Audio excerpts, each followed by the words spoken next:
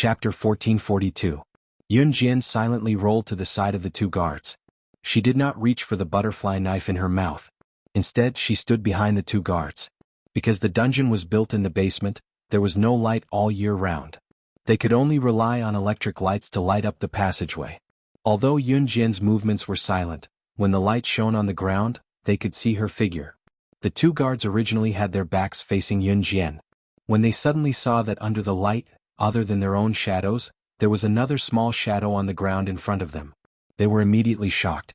After all, if someone approached them in such a quiet place, they would definitely make some noise. Moreover, the two guards knew very well that if someone wanted to escape from the prison cell, they had to crack the password lock. If the password lock could not be cracked by pressing it 3 times, the alarm would immediately be sounded. The only person who could crack the password lock was the terrifying person who had escaped to the entrance of the dungeon and was shot to death by the guards with a machine gun. Therefore, these two guards were not on high alert to begin with. After trembling violently, the two guards wanted to turn around as if they had seen a ghost. Gu Junjian and Jingliang He Mei Yu Xiao Luo, and the others who were hiding in the corner were terrified. The two guards turned around. Just as the guards turned around, however, they saw that Yun Jian and Gu Junjian and the others who had peeked their heads out from the corner had already left the cell. The guards were about to cry out in shock when they heard Yun Jian's voice. Yun Jian, who was standing in front of the two guards, suddenly reached into her pocket and took out 2 pieces of paper that were rolled into a circle. The two guards were shocked that Yun Jian and the others had escaped from the prison and were about to scream. She took out the paper towels with both hands and stuffed them into the two guards' mouths before they could make a sound. Then Yun Jian grabbed the two guards' jackets and used their own jackets to completely tie them up. Yun Jian then held the butterfly knife that was biting her lips in her hand. She pressed the butterfly knife against the neck of one of the guards and called Gu Junjian and the others who were hiding in the corner to come over. Gu Junjian and the others walked over very carefully. There were only 2 guards nearby, but they still chose to be careful in order to prevent any accidents. Yun Jian, why don't you just kill them? Why are you wasting time here? He Mei said to Yun Jian angrily. Yun Jian ignored He Mei. She lowered her head and looked at the 2 guards. She whispered to the guard whose neck she was pressing, "Dungeon entrance, lead the way." He Mei was a little angry that Yun Jian did not kill them and was wasting time here. But after hearing Yun Jian's words, He Mei suddenly came to her senses. The dungeon was very large. He Mei immediately felt that what she said just now made her seem stupid. Yun Jian's eyes stared straight at the guard whose neck she was pressing against. The guard shook his head desperately and tried to break free. He even tried to knock on the ground with his feet to ask for help. It was a pity that Yun Jian stabbed the guard's temple just as he was about to flee. With a muffled groan, the guard died instantly. Seeing the blood splatter, He Mei was still shocked. Even Lin Wei, who was stronger, couldn't help but twitch his mouth. He even complained in a low voice, "This little girl is quite fierce." Before he finished, Yun Jian had already pulled out the butterfly knife and planned to stab the other guard's temple. When the other guard saw this, he shook his head and began to mumble. Seeing that the plan was successful, Yun Jian's red arc curved and she said, "Lead the way." The guard immediately nodded. Yun Jian stood up and waved her hand to let Gu Junjian and the others hold the guard hostage. Generally, the guards in the dungeon were strictly trained, and they would definitely not betray Glenn after being caught by the enemy for a while. It would take months of torture to force the hostages to submit, but Yun Jian only used a few seconds to make the guards submit obediently, and Jingliang, He Mei, Lin Wei, Wei Gear and the others were stunned. Chapter 1443. The second one to follow was Mu Ying. She was holding a shiny pistol in her hand. Those who didn't know would wonder where she got the gun from, but Lin Wei saw it clearly just now. Mu Ying's gun was snatched from a prisoner who secretly hid a pistol when she was still in prison. Not only did Mu Ying snatch the pistol, she also knocked the prisoner unconscious. Because Yun Jian was too outstanding at that time, the people around them didn't notice Mu Ying's actions. Lin Wei was considered the strongest in the group, but because he was challenged every day in prison, and it was the kind of battle where one's life or death would be at stake if he wasn't careful, Lin Wei was in a very sorry state at the moment. He was covered in injuries and had to rely on the help of 2 other Special Forces soldiers to walk forward. However, Lin Wei was the only one who saw Mu Ying snatch the pistol, and he was shocked at that time. He was only able to save his life in prison. However, Yun Jian and Mu Ying, these 2 female students from Min City's military school, one killed the prison boss directly, and the other snatched a pistol in prison. If it were him, Lin Wei wouldn't even dare to do that. It was already good enough that he could save his own life in prison, not to mention anything else. Therefore Yun Jian and Mu Ying's actions frightened Lin Wei. His soul returned to reality. Yun Jian walked in front and Mu Ying was the second to follow. Seeing this, Gu Junjian and Njing Liang, who grabbed the guard, carried him and quickly followed Yun Jian. Hei Mei, Lin Wei, Wei Gear and the others were at the bottom. Under the guard's hand gestures, the group of people moved toward the dungeon gate. They went through countless turns along the way.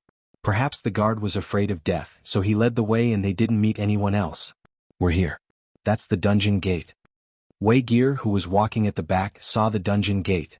He said in a muffled voice, but he was so excited that he wanted to scream. In the end, Wei Gear calmed himself down. How many years had it been? Weigel was a glorious criminal police officer. When he failed to assassinate Glenn and was locked up in the dungeon, he even felt that it was better to die than to lose his freedom. When one of his hands was crippled in the dungeon, Weigel had already planned to die. No one had ever escaped from this dungeon. Even that terrifying character who was 10 times more powerful than the Martial King was unable to leave this place. Not to mention them. However, Weigel gave up on death because his good comrade, who had been imprisoned with him, had died for him. Before he died, he had shouted at him, "You must live on." Even that terrifying figure could only escape to the entrance of the dungeon, but they actually managed to do it. Wei Gear was excited. At the same time, he was 100% certain about Yun Jian's strength. This little girl's strength was definitely not inferior to that terrifying figure from back then. Perhaps they could really leave this place. They soon arrived at the entrance of the dungeon. There was a password lock hanging above the entrance. This password lock was even more complicated than the password lock in the prison back then. Ordinary people would not be able to understand the program on this password lock. Yun Jian, quickly unlock it, Blackie said excitedly. At the same time, her heart clenched tightly. It's too late. They're coming. Yun Jian narrowed her eyes. She looked ahead the way they came. However, she saw that directly opposite the dungeon, a large group of fully armed guards rushed in front of Yun Jian and the others. Each of them carried a machine gun in their hands. How did they discover us? Blackie was so scared that her legs instantly trembled. The few people present immediately recalled that this was where that terrifying figure was shot to death by the guards' machine guns. After so many years, the scene from back then had reappeared once again. Yun Jian wanted to unlock the password lock on this side of the dungeon. Naturally, she would need more time than the prison. And now the guards were all holding machine guns in their hands. The muzzles were pointed at everyone present. That's how that terrifying figure died back then. We've been discovered. It's over. It's really over. Wei Gear was paralyzed on the ground as he said these words. With me here, do they really think that these few machine guns can stop us from leaving this place? Yun Jian smirked and laughed coldly. Forget about machine guns. Someone once tried to bombard her with cannons and she easily dodged it. She did not care about these few machine guns at all. Yun Jian's words were just normal words in her eyes. However, in the ears of Blackie, Wei Gear, Lin Wei and the others, these words had a very different meaning. Humans against machine guns could still survive. This was the first time they heard such a statement. Without a doubt, they were very suspicious of Yun Jian's words. Even Gu Junjian looked worried. Chapter 1444. The group of guards did not say a word. They raised their machine guns and were about to fire. Yun Jian did not say anything.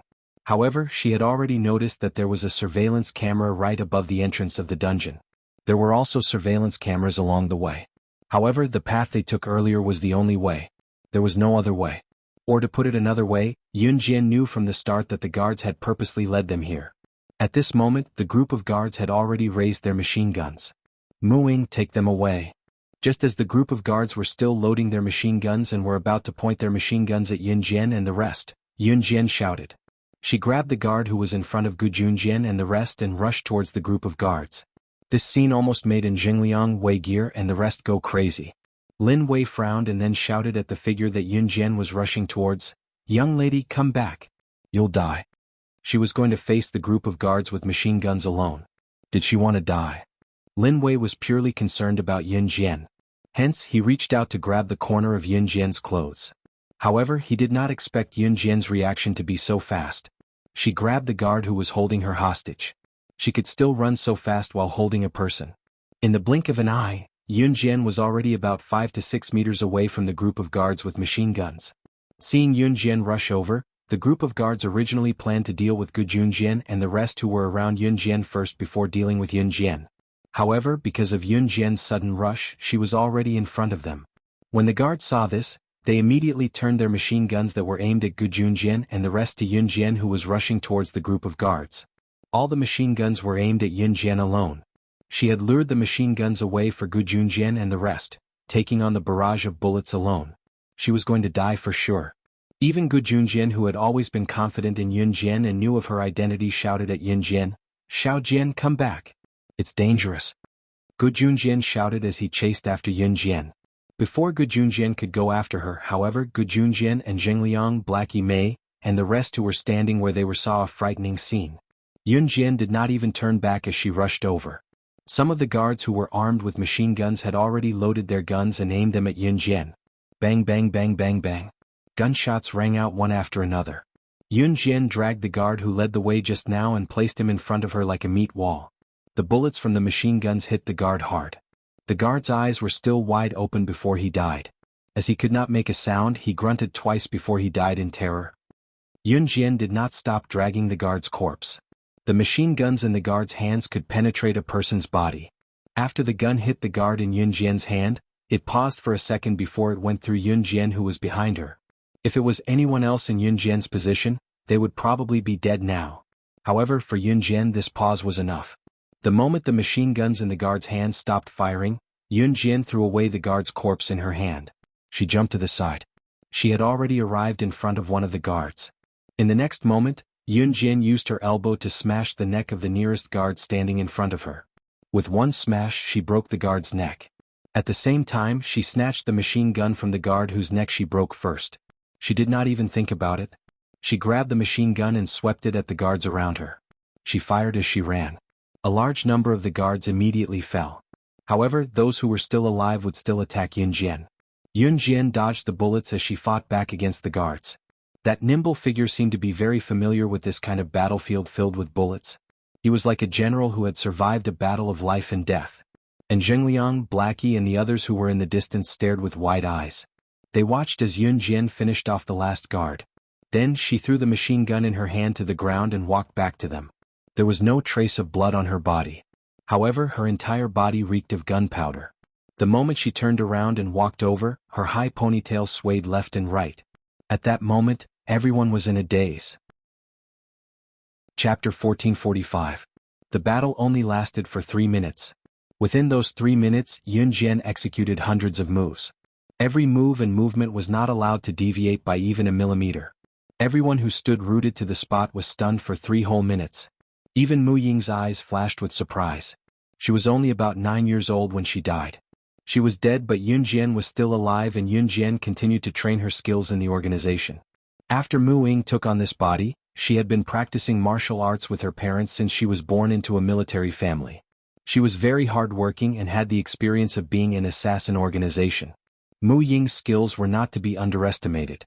Compared to Yun Jian, who grew up in the organization, however, the difference was like heaven and earth. Even Mu Ying could not help but marvel at Yun Jian's ability. If it had been her just now, she would have had no chance of winning. In spite of it, not only did Yun Jian succeed, she did not even have a scratch on her. It was like she was so familiar with the scene just now that she could do it with her eyes closed. You. How did you? Miss Blackie's eyes were about to fall out of their sockets when she saw Yun Jian coming back from the other side. After all, that terrifying fellow had died under the machine guns of the guards. That guy who was 10 times more powerful than Marshal King could not dodge the machine gun attack. He could not escape death. What about Yun Jian? She was from Min City's military school, a kid who had just entered high school, but she had dodged it. This scene caused everyone to be shocked, stunned, and terrified. When Miss Blackie stuttered to Yun Jian was already in front of them. There'll be a new wave of guards coming here in 10 minutes. I can't guarantee that they'll point their guns at me every time, so we have to leave now. Yun Jian explained quickly as she stood in front of the combination lock at the entrance of the dungeon, her fingers tapping on the lock swiftly. Xiao Jian, you were so impulsive just now. What if you missed? Dad knows you have extraordinary skills, but every time I see you taking risks like this, Dad gets worried. Gu Junjian was already used to playing the role of Yun Jian's father. He sighed from the bottom of his heart. He was really worried about Yun Jian. Hearing Gu Junjian's words, everyone immediately turned to look at Yun Jian. At this moment, everyone wanted to hear Yun Jian's answer. At this moment he heard Yun Jian's voice. Her fingers were still rapidly working on the password lock. She opened her mouth and said, "I'll be fine. You don't have to worry." Such a dangerous move. Even I think it's dangerous. If you make even the slightest mistake, someone will die. Your mother and I are the same. We hope that you can only do other things when you can guarantee your own safety. Gu Junjian frowned and said to Yun Jian, "Okay." Yun Jian nodded.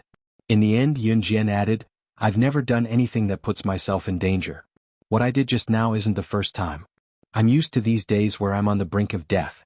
I can guarantee that I'll be fine, so you don't have to worry." As Yun Jian spoke, the password lock on the dungeon door fell with a click. The door opened. Everyone's eyes lit up in surprise. "Follow me, don't wander off," Yun Jian said calmly as usual. "Yun Jian, let me ask you. We were discovered when we first entered Glenn's base. Did you walk out because you knew that Glenn and his men were standing outside?" Yu Xiaoluo, who had been silent for a long time, asked Yun Jian. Everyone was surprised by Yu Xiaoluo's sudden question and turned to look at Yun Jian. Yun Jian did not reply. Just when everyone thought that Yun Jian would not reply, Yun Jian suddenly spoke. "Yes, everything is going according to my plan. Moreover, Glenn and the others were able to discover our traces because of me. My goal was only to enter the dungeon." Everyone already had a faint premonition about the first sentence, but the second sentence caused everyone to turn pale with fright. The moment they entered Glenn's base, they were discovered by Glenn and the others. This matter was actually directed and acted by Yun Jian? Chapter 1446. Originally, he thought that he would be discovered as soon as he entered Glenn's base camp. Yun Jian's strength was only SOSO. Even though Yun Jian knew the back door of Glenn's base camp and brought everyone into Glenn's base camp in just 10 minutes, they were discovered not long after. This was also the reason why Black Sister didn't believe in Yun Jian again and questioned Yun Jian's strength.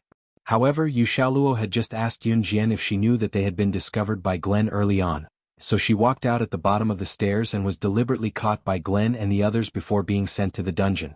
And Yun Jian actually replied that not only was all of this in her plan, even the fact that they were discovered by Glenn was all done by Yun Jian on purpose. Yun Jian had deliberately let Glenn discover them and capture all of them to the dungeon. "Yun Jian, what do you mean by that? You actually let Glenn discover our whereabouts and then capture us. The dungeon is such a dangerous place, yet you didn't discuss it with us. You said that Glenn would capture us and let us in. Have you ever thought about what if we can't get out after we go in? I can understand that you want to save your father, but you can't let all of us take the risk with you. Just now, all of us were almost killed by you, do you know that?" Black Sister suddenly reacted. The reason why they were caught in the dungeon was all because of Yun Jian. When she thought of the scenes in the dungeon, she thought of the former prison boss, Marshal King, who used women as tools to vent his anger. Black Sister had lingering fear in her heart as she immediately spoke to Yun Jian. "In my world there is no such word as, if. If you say half a word of nonsense, I will kill you right now and let you completely shut your mouth." As Yun Jian spoke, she snatched the pistol from Mu Ying's hand and loaded it with one hand. She directly pressed it against the temple of Black Sister, who was standing beside her and talking non-stop. Yun Jian's eyes did not look at Hei Mei. She frowned slightly and looked straight ahead. The black-haired girl shuddered as the pistol was pressed against her temple. Yun Jian's index finger hooked the pistol. The gun was already loaded. If Yun Jian hooked it gently, her fate would be. In addition, Yun Jian had just snatched the machine gun from the enemy's hands with her bare hands and annihilated all the enemies. She had killed without blinking. Black Sister felt as if she was being stared at by the Grim Reaper. This feeling made her feel suffocated. Hey Yun Jian, don't be violent. Let's talk nicely. And Zhengliang hurried over to stop them. At the same time, he looked pleadingly at Gu Junjian, hoping that Gu Junjian would say a few words for him. Xiao Jian put the gun down. Gu Junjian chimed in. Just as Gu Junjian spoke, Yun Jian lowered her hand that was pressed against the black-haired girl's temple. The black-haired girl breathed a sigh of relief. Just when everyone thought that Yun Jian had let go because of Gu Junjian's persuasion, Yun Jian's red arc curled as she chuckled eerily. "It's here." What's here? Everyone was baffled when they heard Yun Jian. They had walked out of the dungeon's entrance and were standing right in front of it. Everyone there, other than Mu Ying, was bewildered when they heard Yun Jian's words. Yun Jian tossed the pistol she had snatched from Mu Ying back to Mu Ying before looking around a corner. In the next second she curled her red arc and said, "Glenn, come out. Aren't you tired after watching for so long?" Glenn? Where was Glenn? Everyone tensed up in shock when they heard Yun Jian. Right now, everyone couldn't help but shiver when they heard the word Glenn. "Yun Jian, can you stop scaring us? There's no Glenn here. If he's really here, why hasn't he come out? Otherwise we would have been discovered long ago." Black-haired girl thought that her judgment was correct this time. She had just spoken, but before she could finish her words, clap, clap, clap. A round of applause sounded. In the next second, a short, ordinary-looking old man in his 50s or 60s walked out from the corner that Yun Jian was looking at. Was this old man who exuded a menacing aura not Glenn? Everyone was shocked when they saw him. Glenn spoke abruptly, his words directed at Yun Jian. Chapter 1447. As Glenn spoke, he looked at Yun Jian with a probing gaze. As he spoke, Glenn had a cruel smile on his face, as if he already knew something incredible. It was a pity that Yun Jian did not fall for it. When she was slaying God, the top secret agent in the international ranking, Yun Jian did not mention that she was an old friend of Glenn's. At most, it was Glenn who invited Yun Jian to his base and stood behind her with his head bowed like a pug. That was the truth. If Glenn knew Yun Jian's identity, he would not have spoken to her in such a tone. Glenn was just putting on an act. Glenn's appearance had frightened everyone present. And Zhengliang, Blackie, and the rest were shocked that Yun Jian could see Glenn hiding in the corner. At the same time, they were shocked by what Glenn said. He said that Yun Jian looked like the top international secret agent, slaying God? That was an extremely terrifying existence. Even as Interpol, they did not dare to come into contact with that existence. Good Yun Jian was the only one who knew that Glenn's suspicion was right. Yun Jian was slaying God. Cut the crap. Let's do it. Yun Jian narrowed her eyes. She did not say anything else but said directly to Glenn. He, what an interesting young lady. Glenn smiled. His smile was more seductive than anyone else's. Glenn, you're old now. You might be able to live a few more years if you smile less. Stop beating around the bush. Just do it if you have the guts. Yun Jian shouted, provoking Glenn. That was the truth. Yun Jian was provoking Glenn by saying that. You. Glenn was angered by Yun Jian's words. Then he rolled his eyes and felt that he had heard Yun Jian say that somewhere before. Just as Glenn was trying to recall where he had heard Yun Jian say that, Blackie's voice rang again with a member of the criminal police force from Country H who was also from Country H. What should we do? What should we do? She actually went to provoke Glenn. Doesn't she know we're in Glenn's headquarters? She was so arrogant just because she had the ability. She didn't even let me scold her. I really don't like her, ah. These words were said very softly, as if she was afraid that Glenn would hear her. Moreover, Black Sister and this member of the criminal police brigade who came from Country H with her spoke in their own country's language, Country H. People from H and Z looked almost the same. It was said that dating back to a long time ago, people from H and Z had the same ancestors. However, H country's language was completely different from Chinese. The reason why Miss Blackie spoke to the member of the criminal police brigade from Country H with her in the language of Country H was that she didn't want Yun Jian to understand what she meant. To put it bluntly, Hei Mei completely thought that Yun Jian couldn't speak H language, so she was so bold to say this in front of Yun Jian. Yun Jian raised her eyebrows. She didn't turn around to look at Miss Blackie, let alone pay attention to her.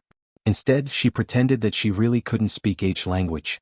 This way, Miss Blackie even more wantonly complained about Yun Jian in H language to the member of the criminal police brigade who came from Country H with her. Just as Miss Blackie was getting more and more excited, Glenn suddenly exclaimed. He looked at Yun Jian and asked loudly, his pupils constricting, "What did you say just now?" "What you said just now is exactly the same as what slaying God said to me back then. Could it be that you're—" Glenn's sudden words made everyone's pupils constrict. However, at this moment, a loud sound of a helicopter came from above Glenn's headquarters. In the next second, a tall and handsome figure jumped down from the helicopter that was flying 7 to 8 meters high. The man who suddenly appeared was so handsome that everyone's eyes lit up the moment he appeared. Chapter 1448. After CE jumped down from the helicopter that was about 7 to 8 meters in the air, he stopped his momentum and straightened his body. He suddenly appeared, and the helicopter suddenly flew over, so everyone present was surprised. However, Yun Jian was not one of them. Yun Jian was only slightly surprised. Why was he here again? Although that was what she thought, Yun Jian's heart was still warm when she saw CE always appearing when she was in danger. Even Glenn was shocked when he saw CE's sudden appearance. He then looked at CE from head to toe. Everyone turned to look at the man who had jumped down from the helicopter that was about 7 to 8 meters in the air. CE looked at Glenn with eyes as sharp as a hawk's after he jumped down. This glance caused Glenn to tremble slightly. Glenn had been in the black market for decades. This was the first time he had felt the sharp gaze of a man in his 20s. His entire body involuntarily trembled for a while. However, CE's thin lips moved. He looked at Glenn with his sharp black eyes and said bluntly, "Glenn, the boss of the European and American underground black market. Who are you?" CE had already seen Yunjian. However, he did not walk over to her directly this time. Instead, he looked at Glenn. Glenn initially thought that other than slaying God, who was ranked first on the International Secret Agent ranking, he would not lose his imposing manner in this world. However, he did not expect that today not only did a young lady appear and attack his imposing manner, but now there was also a man who had such an imposing manner that he could not even speak. Glenn took a deep breath and replied to CE, "That's right, I'm Glenn. You are. Who I am is not important. What's important is that because of what you've done, your position as the boss of the European and American underground black market is gone," CE said coldly. Yunjian saw that CE did not come over, so she walked over to CE. The people standing beside Yunjian were stunned. Who was this man? What right did he have to say that Glenn's position as the boss of the European and American underground black market was gone? Just as he was thinking this, Yunjian was already standing in front of Glenn. Seeing Yunjian walk over, CE leaned to the side and reached out to grab Yunjian's hand. What are you? Why do you say that my identity is gone?" Glenn didn't believe it and shouted. Xiao Jian. Gu Junjian came to Yunjian and CE and called out softly looking at Yunjian and CE. "Oh Gu, do you know this man?" Yu Xiaoluo glanced at CE and walked over with the others. "This is my daughter's man," Gu Junjian said proudly. With CE around, Gu Junjian was not worried at all. CE and Yunjian were capable people. Once they heard that such a handsome man was Yunjian's man, the people standing beside Gu Junjian looked over. Black Girl's gaze was drawn to CE the moment she saw him. Glenn saw that the people standing in front of him were no longer afraid of him, especially after what CE said. He was infuriated. In the next second he growled into the dark, "Come out! Catch them! Catch all of them!" Glenn was still in the mood to tease Yunjian just now, but he was only left with rage now. Glenn's men, who were originally hiding in the dark, only waited for Glenn's order to come out with machine guns on their shoulders. Despite Glenn's roar, there was no movement in the dark at all. "Where are they? Where are they? Come out, all of you!" Glenn was panicking now. No matter how capable Glenn was when he was young, he was old now and his ability was not what it used to be. If it were not for the group of powerful guards, he was at most a good-for-nothing. Chapter 1449. The words "an Hun organization" struck a chord in everyone's heart. Everyone was stunned by the deadly words. At this moment, everyone's eyes were fixed on the tall and handsome man. CE's words struck fear into everyone's heart. An Hun organization. Even Glenn, who was still panicking about his men's whereabouts, lost his voice and screamed. Shock, fear, all of these emotions surged into Glenn's heart at that moment. Glenn was not an ordinary person. He was the boss of Europe and America's underground black market. He was the symbol of the underground forces in Europe and America. Yu Xiaoluo and the rest who were standing in front were shocked when they heard Glenn scream. This man, or rather Gu Yunjian's son-in-law, was related to the Hun organization? Moreover, he could mobilize the Hun organization to fight Glenn just because of this? This meant that CE was not an ordinary member of the Hun organization. If that was the case, could it be that CE was, you're the boss of the Hun organization. She's the #1 international secret agent, slaying God. Glenn was smart. He immediately identified CE and Yunjian. Hun organization's boss? He's the boss of the Hun organization. And Yunjian is the #1 international secret agent, slaying God. How is this possible? This is impossible. Blackie's pupils dilated in disbelief. She was so shocked that she shrieked on the spot. Blackie did not think of this at all. Even Gu Yunjian's eyes flickered. What do you mean impossible? Do you think I don't know slaying God? Her every move can't be imitated by outsiders. Every time she appears, it's a different face. And the Hun organization. Do you think anyone can start a war with the Hun organization just because they want to? Only the boss of the Hun organization can command the entire Hun organization. Don't think I can't tell. Glenn knew that he would not be able to escape death. Slaying God, the top international secret agent ranking, and the leader of Hun were both here. It would be a miracle if he could survive. The day he stood in this position, Glenn knew that he would have this day. But before he died, he wanted to put Yunjian and CE in a difficult position, especially this group of criminal police officers. They probably didn't know. In fact, their most wanted criminals were the two people in front of them. Since you destroyed me, then I won't let you have it easy either. Glenn, don't know anything else in this life, but I'm good at judging people. Every word and action of slaying God matched perfectly with this young lady. She was not slaying God. Bullshit.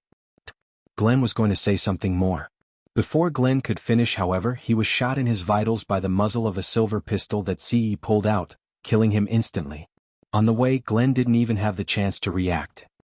The reason Glenn was able to become the boss of Europe and America's underground black market was because he had a capable assistant named Kennerson. Kennerson's ability was comparable to the third on the international secret agent ranking. However, Hun had no shortage of powerful people like CE. Any one of the four leaders of Hun could kill Kennerson in a second. Therefore, Glenn would definitely die today. Yun Jianyu, Yu Xiaoluo and the rest had yet to recover from the shock that Glenn had brought to them. Before they could react, Yun Jian and CE came forward swiftly and knocked them out before they could react. Mu Ying and Gu Junjian were not among those who were knocked out. Yun Jian only stopped after Yu Xiaoluo, Sister Blackie and the rest drank Qin Yu's secret 3-hour amnesia liquid. They could not have their memories because Yun Jian still needed to live in Country Z in the military academy. The fewer people who knew about her and CE's identities, the better.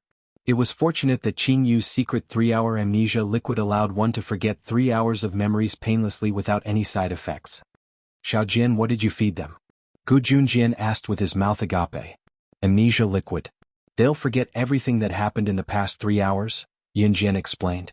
After Yun Jian's explanation, CE continued to speak to Gu Junjian. As a member of Interpol, father-in-law, you should be eager to eliminate the forces of Europe and America's underground black market. Now that the underground black market has been completely eradicated, you can report back to Interpol directly. CE paused before he continued to speak to Gu Junjian with a curvature. This is my first gift to you, father-in-law. I only want Xiaojian. The way he addressed CE as his father-in-law was smooth. As he spoke, he tightened his grip on Yun Jian's hand in front of Gu Junjian. Yun Jian's cheeks blushed. Dad can't see anything. Dad's eyesight is getting worse. Young lady, let's take a walk over there. It's cooler there. Chapter 1450. It was Yun Jian's first time learning that Gu Junjian was a member of Interpol. She had never investigated Gu Junjian before, so she was not sure. However, these were all confidential information. Usually, such identities were not allowed to be revealed in the military. They were not even allowed to reveal a word about it to those closest to them. Watching Gu Junjian leave with Mu Ying, Yun Jian's lips curved into a faint smile. Gu Junjian reported the incident to Interpol in the end. In the end, all the credit was given to Gu Junjian and the rest. This was also CE and Yun Jian's intention.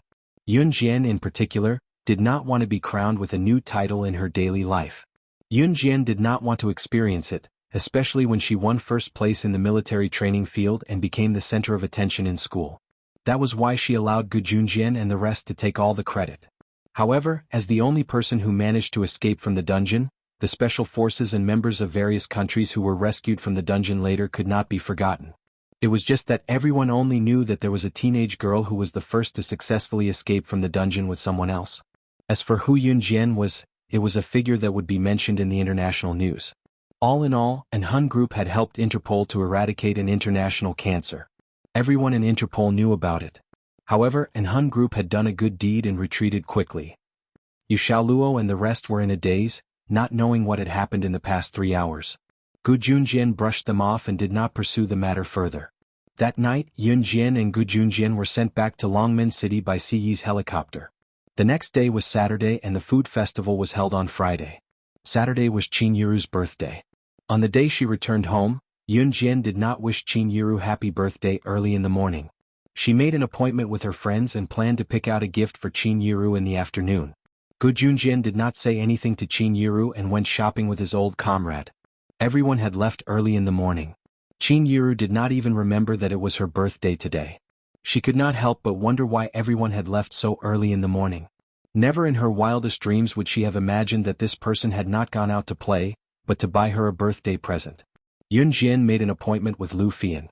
Chen Sini couldn't come out because she had something to do. Lu Fian was the first friend he had met since he was reborn in Xinjiang town. Come to think of it, today was the first time the two of them had met a year ago.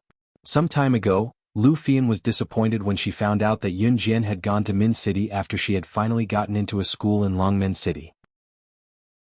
Yun Jian waited for Lu Fian at the entrance of a coffee shop where they had agreed to meet. After waiting for about half a minute, Lu Fian, who was carrying a small backpack, hurriedly ran over. There was another girl beside Lu Fian. Phew, almost late, haha.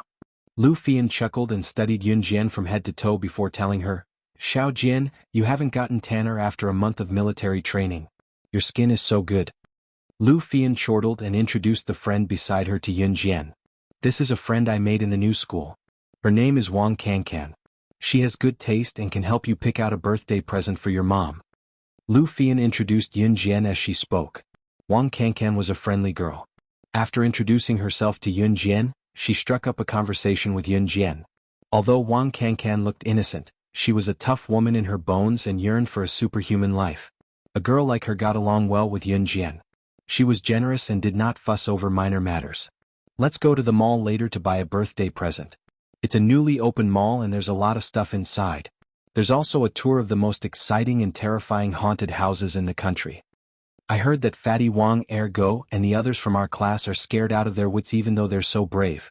Haha, let's go take a look if we have time after buying our birthday presents, okay? Wang Cancan asked Lu Fian and Yun Jian generously. If Lu Fian and Yun Jian declined, she would not mention it again. Wang Cancan was not one to fuss over trivial matters. Yun Jian recalled what Wang Cancan said. Chen Sini had mentioned the haunted house before and said that she wanted to go. Chapter 1451. Then let's hurry over. Let's take a taxi from here. The mall is quite far from here. Wang Cancan was pleasantly surprised when she heard that. She was carrying a bear cub satchel that matched Lu Fian's. She immediately pinched the bear cub satchel that she was carrying and said excitedly to Lu Fian and Yun Jian. Lu Fian had a bear cub satchel that looked almost the same as Wang Cancan's. This satchel was very small and the workmanship of the satchel was very exquisite. In addition, Lu Fian and Wang Cancan were both wearing small skirts that matched the satchel very well. Both of their figures were quite good and looked like clothes hangers. Coupled with this tight satchel, they were simply beautiful. Wang Cancan stood on the road and hailed a taxi. Then she, Lu Fian, and Yun Jian sat in the back seat of the taxi. As soon as they got into the car, Wang Cancan had no intention of alienating Yun Jian. She whispered to Lu Fian and Yun Jian. Although she was separated from Yun Jian by Lu Fian, she still said to Yun Jian through Lu Fian, Trust me. Today I'll definitely help you choose a gift that your mother will love. This satchel matches our outfits very well, right? I chose this. Wang Cancan didn't mean anything else. Yun Jian and Lu Fian hadn't seen each other for a long time. Similarly, Lu Fian would definitely have a new circle of friends. Like today when Lu Fian and Yun Jian met, but brought along her high school classmate and friend, Yun Jian was in a very awkward situation. In a group of three, there would always be one person who would be awkward, and that person was none other than Yun Jian. Wang Cancan had experienced this feeling of being ridiculed before. She really couldn't bring herself to continue chatting with Lu Fian and then ridicule Yun Jian. It's very beautiful. I trust your judgment. Yun Jian smiled back. Along the way the three of them kept discussing their school life. In fact, Yun Jian was the one who listened. Wang Cancan and Lu Fian kept chatting.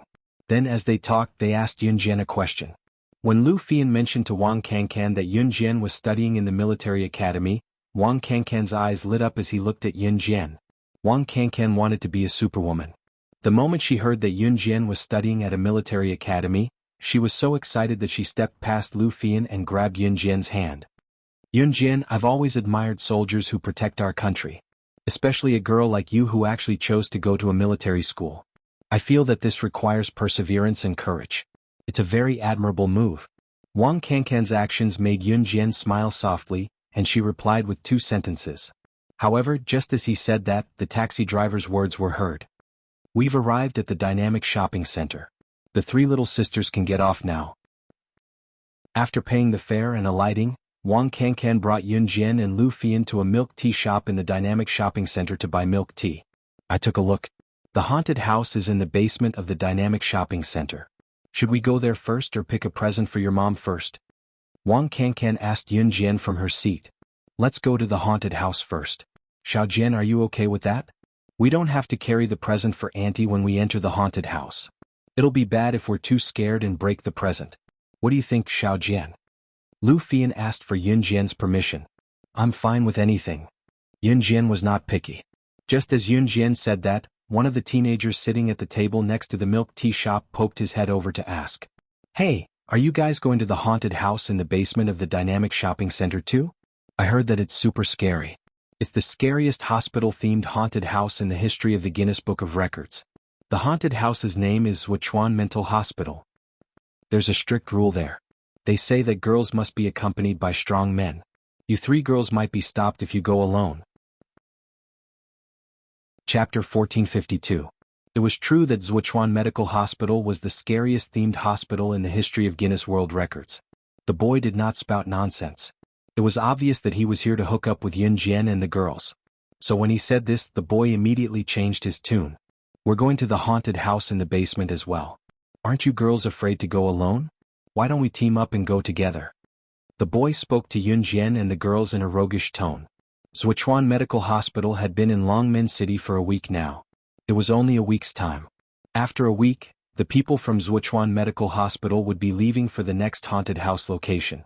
Due to the reputation of Zhuchuan Medical Hospital and the fact that it was limited to 1,000 visitors per day, there were many who came from other places just to experience the scariest haunted house in the history of Guinness World Records. Therefore, not only did Longmen City's residents rush to Zhuchuan Medical Hospital, even people from other provinces came to visit. The place was packed every day. Just as the boy said that, Yun Jian's cold voice rang. No need. Yun Jian's reply made the boy's face freeze. The boy did not expect Yun Jian to reject him so easily. The milk tea is here. Let's pack it up and take it away. There must be a lot of people queuing at the entrance of Zhuchuan Medical Hospital. Let's line up at the entrance and the milk tea will probably run out by the time it's our turn. Lu Fian had gone to get the milk tea earlier and told Yun Jian and Wang Kankan when she came back from the front desk. Lu Fian had heard half of what the boy said to Yun Jian and Wang Kankan just now. Yun Jian stood up at once while Wang Kankan glared at the guy who tried to strike up a conversation with her before following Yun Jian and Lu Fian to where they were. The boy was obviously deflated. He touched the bridge of his nose and smiled innocently at the boy and girl sitting beside him. After Yun Jian and the other 2 left, another boy who was obviously the boy's brother, put his arm around the boy's shoulder and teased him with a laugh. Zhou Dongshuan, I didn't expect you to fail at picking up girls. Look, those 3 girls didn't even look at you. No matter what, you're still the school hunk of second high. How come you don't even have this bit of charm today? The boy teased the boy named Zhou Dongshuan. Go. Surnamed Lu, don't talk too much. And those 3 girls? I believe we'll meet them again later. The boy named Zhou Dongshuan blinked his eyes and said expectantly. Yun Jian and the other 2 had already arrived at the basement. Zhuchuan Medical Hospital had built the temporary office in the basement. The registration was done there and there was a queue to get in. After buying the tickets and lining up, Wang Kankan and Lu Fian were both excited and scared. Sipping the milk tea in her hand, Wang Kankan said to Yun Jian and Lu Fian, Are you guys scared? Once I think about how we're going to enter the haunted house, my heart squeezes. Wang Kankan had just finished speaking when she saw Yun Jian acting like it was none of her business. She paused and could not help asking in surprise, What's the matter? Aren't you scared? Zhuchuan Medical Hospital is the scariest hospital-themed haunted house in history. I heard that many people wet their pants inside. Scared? Why should I be scared? Yun Jian looked at Wang Kankan and Lu Fian's nervous and scared faces and was confused. Because this is a haunted house. Little girl, if you're scared, don't hold it in. Scream when you need to. Young people, don't pretend to be calm. Chapter 1453. Even the auntie next to them could not stand it anymore. The auntie was holding the hand of her 12-year-old daughter because it was almost their turn to enter Zhuchuan Mental Hospital. She was already panicking enough, and now she heard Yun Jian's casual words.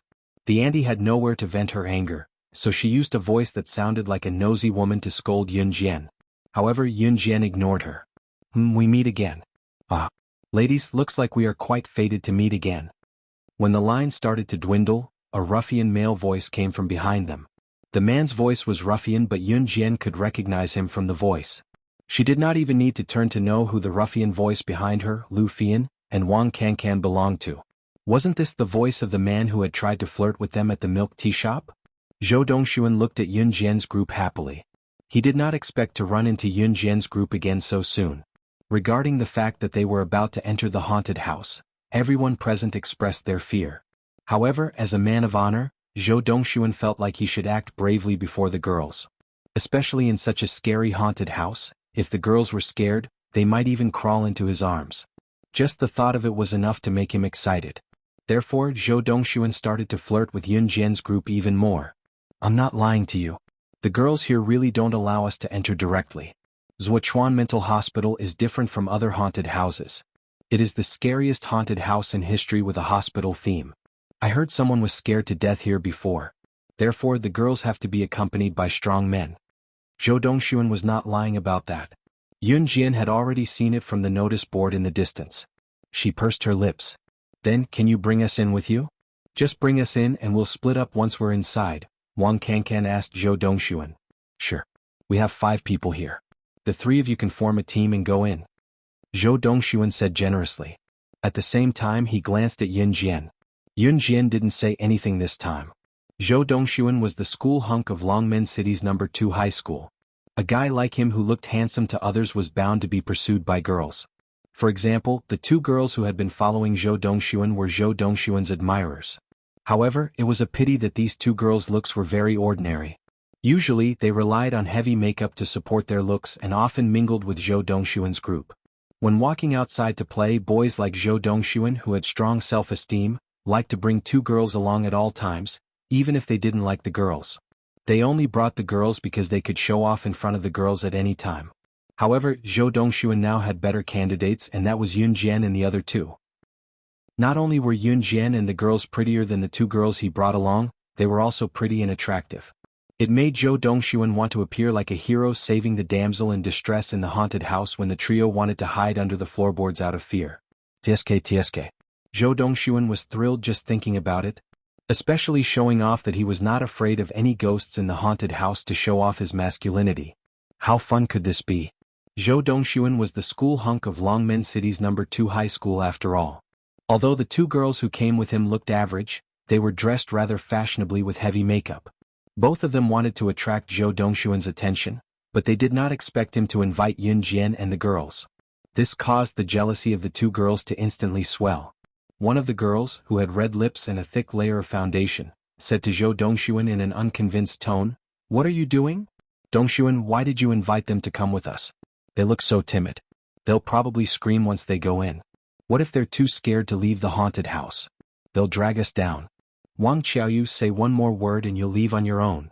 Zhou Dongxuan roared at the girl with a dark face. Dongxuan? Wang Qiaoyu was enraged when she heard him. She did not say anything else after that. Soon, it was Yun Jian and the girls' turn to enter the haunted house. The haunted house had a rule that the girls had to be accompanied by strong men. Zhou Dongxuan's group of 5 consisted of 2 girls and 3 guys. The 3 guys could be considered strong men. There were usually 4 to 6 people entering, but Zhou Dongxuan's group, including Yun Jian and the girls, had a total of 8 people. The staff of Zhuochuan Medical Hospital gave it some thought and agreed. They then distributed 2 sets of tools to Yun Jian and the girls. 2 flashlights and 2 shields. Yun Jian took one of the flashlights. As for the shields, Yun Jian gave them to Lu Fian and Wang Cancan. Just like that, the 8 of them walked into the dark entrance of the haunted house. The haunted house took up 3 floors of basement, and the whole structure was based on the theme of a hospital. Therefore, the moment they stepped in, they could feel a chill coming from inside. Zhou Dongxuan and the others shuddered, and then slowly continued to walk forward. Yun Jian walked lazily like she was taking a stroll in her own backyard. Yun Jian's action shocked Zhou Dongxuan, but it also caused Wang Qiaoyu to grumble, "Haha, stop acting so mysterious. Let's see how long you can last." Just as he finished speaking, a woman covered in blood suddenly stood up from a large bathtub covered in blood in front of everyone. No one expected a woman covered in blood to stand up from the empty bathtub. At this time, Zhou Dongxuan, Wang Qiaoyu, and the girls were so shocked by the sudden appearance of the woman that they screamed and covered their mouths. When everyone looked up, they saw that Yun Jian was not at all intimidated by the woman who was covered in blood. Instead, she went to the woman and studied her from head to toe before she grinned. Chapter 1454. Yun Jian's words shocked the woman who had appeared out of nowhere, who was also the staff member. Usually, when a student of Yun Jian's age suddenly saw a female ghost emerging from the bathtub with blood all over her face, their reaction would have been as intense as Zhou Dongxuan and Wang Qiaoyu's. Even Lu Fian and Wang Kankan, who came with Yun Jian, could not help screaming when they saw the female ghost. One of the main reasons why Wuxia Medical Hospital was so scary was that the staff members acted as ghosts very realistically. The makeup technology turned the workers from normal humans into zombies or zombies. In fact, inside the haunted house, the workers would use the method of zombies to chase after the visitors, giving the visitors the feeling that they were in the haunted house. Wuxia Medical Hospital, Longmen City Station, was a large-scale haunted house that toured the country. There were dozens of medical scenes, abandoned hospitals, gory scenes, and insane doctors, nurses, and directors. Zombies crisscrossed, maze-like routes, terrifying traps, and secret passages. The visitors had to be on high alert during the game because there was no telling when the ghost would appear before them, as zombies were everywhere. The female ghost hiding in the bleeding bathtub was just the beginning. In spite of it, the female ghost hiding in the bathtub was enough to scare everyone to death. Zhou Dongxuan and the other two boys who wanted to show off in front of the girls shrieked like the girls. When Zhou Dongxuan, Wang Qiaoyu, and the rest, including Lu Fian and Wang Kankan, heard that Yun Jian was not afraid of the female ghost's sudden appearance, she even went up to reprimand the ghost for not being scary enough. This immediately eased the tension in the atmosphere. Zhou Dongxuan and the rest, who were scared half to death, just now snapped back to reality. Due to Yun Jian's words, the female ghost, who was disguised as a staff member standing in the bathtub, was stunned. She was completely stunned. After all, which girl who came to a haunted house to play did not scream or panic when she suddenly saw a ghost or hide behind a man to beg for protection? Instead, the ghost stood in front of her and told her that there was not enough blood? How could such makeup skills tell that she was a staff member at once? How was this little girl supposed to act like a little girl? This time, it was the staff member who was acting as a ghost who was taken aback by Yun Jian. Even though they knew that the female ghost standing in the bathtub was a worker in disguise, Zhou Dongxuan, Wang Qiaoyu, and the others were too scared to approach Yun Jian. Lu Fian and Wang Kankan, on the other hand, came to stand beside Yun Jian one after another when they snapped out of it. You're crazy. We came to come to the haunted house to have fun. If you say it like this, it won't be fun anymore. Wang Qiaoyu grabbed Yun Jian's ponytail and screamed. Wang Qiaoyu was already unhappy with Yun Jian, so she found an opportunity to scold Yun Jian. What are you talking about? What right do you have to criticize Yun Jian? When we came in, I said that we would split up after entering the haunted house. Now, you can go in your own group and the three of us will go in a group. Don't walk together. Wang Kankan saw that Wang Qiaoyu was obviously not friendly to Yun Jian, so she shouted at Wang Qiaoyu, Zhou Dongxuan, and the others. Then she pulled Yun Jian and Lu Fian to the side. After taking 2 steps, Zhou Dongxuan urged them to stay. Hey, don't. Let's go together. My classmate didn't do it on purpose. I'll teach her a lesson. Then Zhou Dongxuan turned around and scolded Wang Qiaoyu. This scolding indeed made Wang Qiaoyu shut her mouth, but it made her even angrier at Yun Jian and the other two. Wang Kankan wanted to pull Yun Jian and Lu Fian away, but looking at the darkness ahead and the zombies that could jump out at any time, she paused and followed Zhou Dongxuan. The group of people continued to move forward. On the way, Zhou Dongxuan asked Yun Jian, "Aren't you afraid?" "Why should I be afraid? This level of haunted house is not at the same level as Fujijio Haunted House. Fujijio Haunted House is not scary at all. This level of haunted house can't scare people." Yun Jian said this sentence very calmly. However, these words were very different in the ears of Wang Qiaoyu and the others. Fujijio Haunted House was recognized as the world's most terrifying haunted house. Have you been to Fujijio Haunted House? Don't talk to us as if you've been everywhere, okay? You make it sound like you've really been to Fujijio Haunted House. Chapter 1455. Wang Qiaoyu did not believe that Yun Jian had been to Fujijio Haunted House. After all, it was widely acknowledged as the scariest haunted house in the world. Generally, to explore a large-scale haunted house like Fujijio Haunted House, not only did one need wealth, but more importantly, courage. Perhaps Wuxia Medical Hospital was scary enough and was widely acknowledged as the scariest mobile haunted house, but it was mobile after all. The setting was improvised. Fujijio Haunted House, however, was different. Fujiji Haunted House used an abandoned local hospital as its backdrop, but the difference was that Fujiji Haunted House had chosen an abandoned hospital as its backdrop. Furthermore, the theme of the haunted house was also a hospital, so the illusion created in real life was naturally different from Saga Hospital, which was a makeshift hospital. There were people who were scared to death in Fujiji Haunted House every year, but many were willing to sign up for the adventure. Putting aside whether Yun Jian dared to go or not, Fujiji Haunted House was located overseas after all, and Yun Jian did not look like a rich person at all. That was why Zhang Qiaoyu dared to speak to Yun Jian in such a tone just now. It doesn't matter if I've been there or not. What's important is that I know now that you've definitely not been there. Yun Jian held the flashlight in the dark, her lips curling into a mocking smirk. Yun Jian's words were profound, and if one listened carefully, was she not implying that Wang Qiaoyu was ignorant? Wang Qiaoyu was the kind of girl who didn't take her studies seriously in school. She hung out with a group of hooligans in society and hung out with boys all day long. She smoked and drank and felt that she was special, as if she was the only one in the world who was the best. Therefore, once Yun Jian said that, Wang Qiaoyu spat in anger. Do you have a death wish? Do you know who I am? My brother works for Longmen City's top mafia group, Falcon Hall. He's in the underworld. You'd better know your place. Otherwise, I'll teach you a lesson. Wang Qiaoyu threatened Yun Jian right away. Wang Qiaoyu's brother was not her biological brother. It could be said that he was just a brother she recognized in the underworld. This kind of familial relationship was very popular among Wang Qiaoyu's group. Wang Qiaoyu, I won't invite you to play with us anymore. Zhou Dongxuan yelled at Wang Qiaoyu before Yun Jian could reply.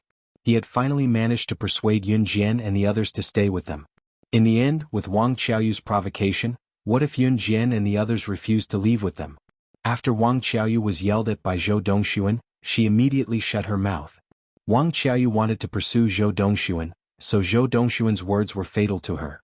In spite of it, Wang Qiaoyu loathed Yun Jian even more. At this time they had already walked a long way and arrived at a new theme room. The new theme room was a morgue. As soon as they arrived, Wang Qiaoyu and the others who were still talking, immediately tensed up and didn't dare to go forward. Even though he knew that this was a haunted house, he was still afraid. 3 beds appeared in front of everyone. There were 3 people lying on the beds and each of them was covered with a white cloth. The surrounding background was painted with horrifying images. Just the torchlight alone was enough to send chills down one's spine. The group stopped in their tracks in fright, not daring to go forward. Because no one knew what was lying on the 3 beds. In addition, there was no light here, so they could only rely on the torchlight to illuminate their surroundings. Go. Go go go. Follow me, follow me. Zhou Dongxuan said in a trembling voice. He looked to the side and told Yun Jian, don't be scared, just follow me. She was gone when he turned around. She. Wang Qiaoyu's exclamation came from the side. Chapter 1456. Normal girls dared not linger in a haunted house's morgue for too long. Some girls would even clutch their boyfriend's clothes tightly and bury their heads in their boyfriend's arms, crying coquettishly, it's too scary. Sob sob sob, I don't want to come to this haunted house anymore. What about Yun Jian? Zhou Dongxuan, Wang Qiaoyu, and the others did not even dare to move forward out of fear, but Yun Jian was different. She walked over and lifted the white cloth without a word. Usually, the scariest thing when passing by a morgue was the 3 beds where the corpses, under the white cloth suddenly came alive. The sense of terror tugged at everyone's heartstrings, enough to scare them out of their wits. Not only was Yun Jian unafraid, she walked over and lifted the white cloth herself. This scene caused Wang Qiaoyu to let out a loud, ah. Even Zhou Dongxuan's face fell from the shock. What lay under the white cloth was a crazed zombie. It was obvious that any living ghost in a haunted house was disguised by the staff. In spite of it, this zombie's disguise was surprisingly realistic. Not only was the makeup realistic, the face was as pale as a dead person's and its eyes were bulging. Just looking at it was enough to send chills down one's spine. Hiss. What was even scarier was that it was growling like a zombie. Zombie. It's a zombie? Wang Qiaoyu was so scared that she clutched her dress tightly. She took 2 steps back and almost fell onto Zhou Dongxuan. The moment Yun Jian lifted the white cloth, the zombie lunged at Yun Jian and growled in terror. Even Zhou Dongxuan was pale from fright. His foot froze on the spot, even his plan to save the damsel in distress was tossed to the back of his mind. Xiao Jian. Lu Fian and Wang Kankan, on the other hand, forgot that they were in a haunted house after Lu Fian's shout. Perhaps it was because the zombies' acting was too realistic. The two of them did not think twice and rushed towards Yun Jian, trying to save Yun Jian. That zombie was obviously a staff member in disguise, but it was so realistic that everyone present believed that it was a real zombie. At least, Lu Fian and Wang Kankan really thought they had seen a ghost. They had forgotten that they were inside a haunted house and were focused on saving Yun Jian. Seeing this, Yun Jian only slightly narrowed her eyes. Be careful. Zhou Dongxuan really wanted to rush up and save the damsel in distress, but he didn't dare. It was as if his foot was fixed in place with glue, and he couldn't lift it up. He could only blame this zombie for being too realistic. He even felt scared when he looked directly at this zombie, not to mention rushing up to save the damsel in distress. The series of events happened in a short 5 seconds. Far away where everyone could see, just as Yun Jian lifted the white cloth, the zombie pounced on Yun Jian. The scene shocked everyone present. In spite of it, something even more shocking happened. Just as the zombie was about to pounce on Yun Jian reached out and grabbed the zombie's collar accurately without even looking up, yanking the zombie to the side forcefully. The zombie fell to the ground after being pulled by Yun Jian and quickly got up, looking at Yun Jian as if she was a ghost before running away. He didn't need to look to know that the zombie was male. Needless to say, this male was a staff member. In the end, Yun Jian was so strong that she pulled the male staff to the side. More importantly, they heard from others that it was the zombies that chased them when they entered the haunted house. Why was it that Yun Jian was the one who scared the zombies away? Chapter 1457. Xiao Jian.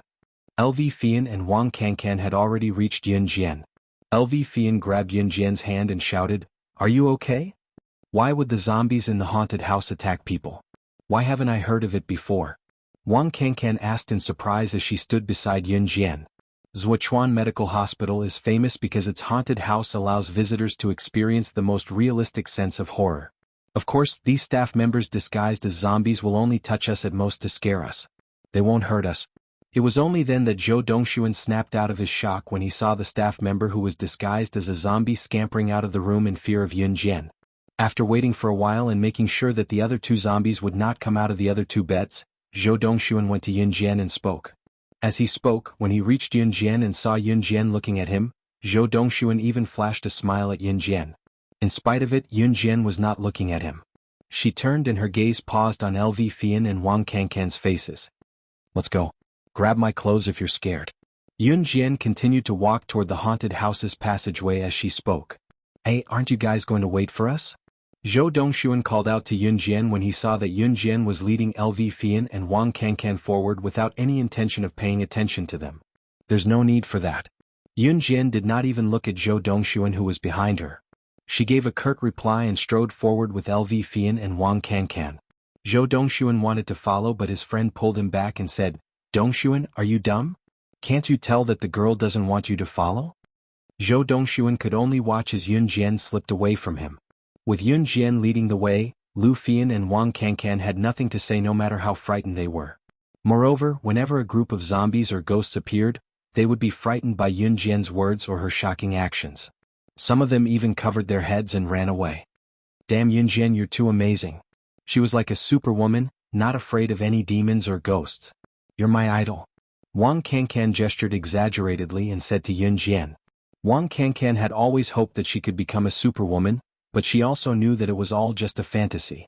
But Yun Jian's stunning performance just now made Wang Kankan feel as if he had seen a superwoman. Even his heart trembled. Yun Jian, from now on you're my idol." When Wang Kankan said this, Yun Jian, Wang Kankan, and Lu Fian were already sitting in the coffee shop. Yun Jian placed an Italian coffee in front of her. Her slender index finger hooked the semicircular curve of the coffee cup and her red lips curved up slightly. Hey, did you guys hear? The Zhuochuan Mental Hospital in the basement of the mall stopped all visitors from entering halfway. Even the visitors who bought tickets were stopped. Damn, that's so cruel. What the hell is going on? Hey, you don't know. I have first-hand news here. I heard that a young girl just gave the staff of Zhuochuan Mental Hospital a huge scare. A few of the staff members who were acting as ghosts even complained that the ghosts they were acting as were too unrealistic and were severely criticized. In the end, the staff refused to work and all of them said that they wanted to go on strike. My God, which family is this young girl from? She's so fierce. That's so scary. People are scared half to death when they enter a haunted house, but she scared the ghosts so much that they refused to work. Chapter 1458. Perhaps because this was such a rare occurrence, it had already spread among the customers in the cafe. The discussion was endless and they all shared the same topic. A teenage girl had just entered Wuxia Mental Hospital, and she had scared the workers who were dressed up as ghosts into going on strike. Now, even the customers who had bought tickets could not enter Wuxia Mental Hospital because the workers had gone on strike.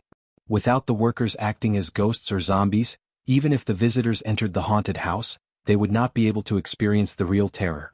If more visitors entered the haunted house, Wuxia Mental Hospital's reputation would be ruined. Therefore they decided to temporarily close the haunted house.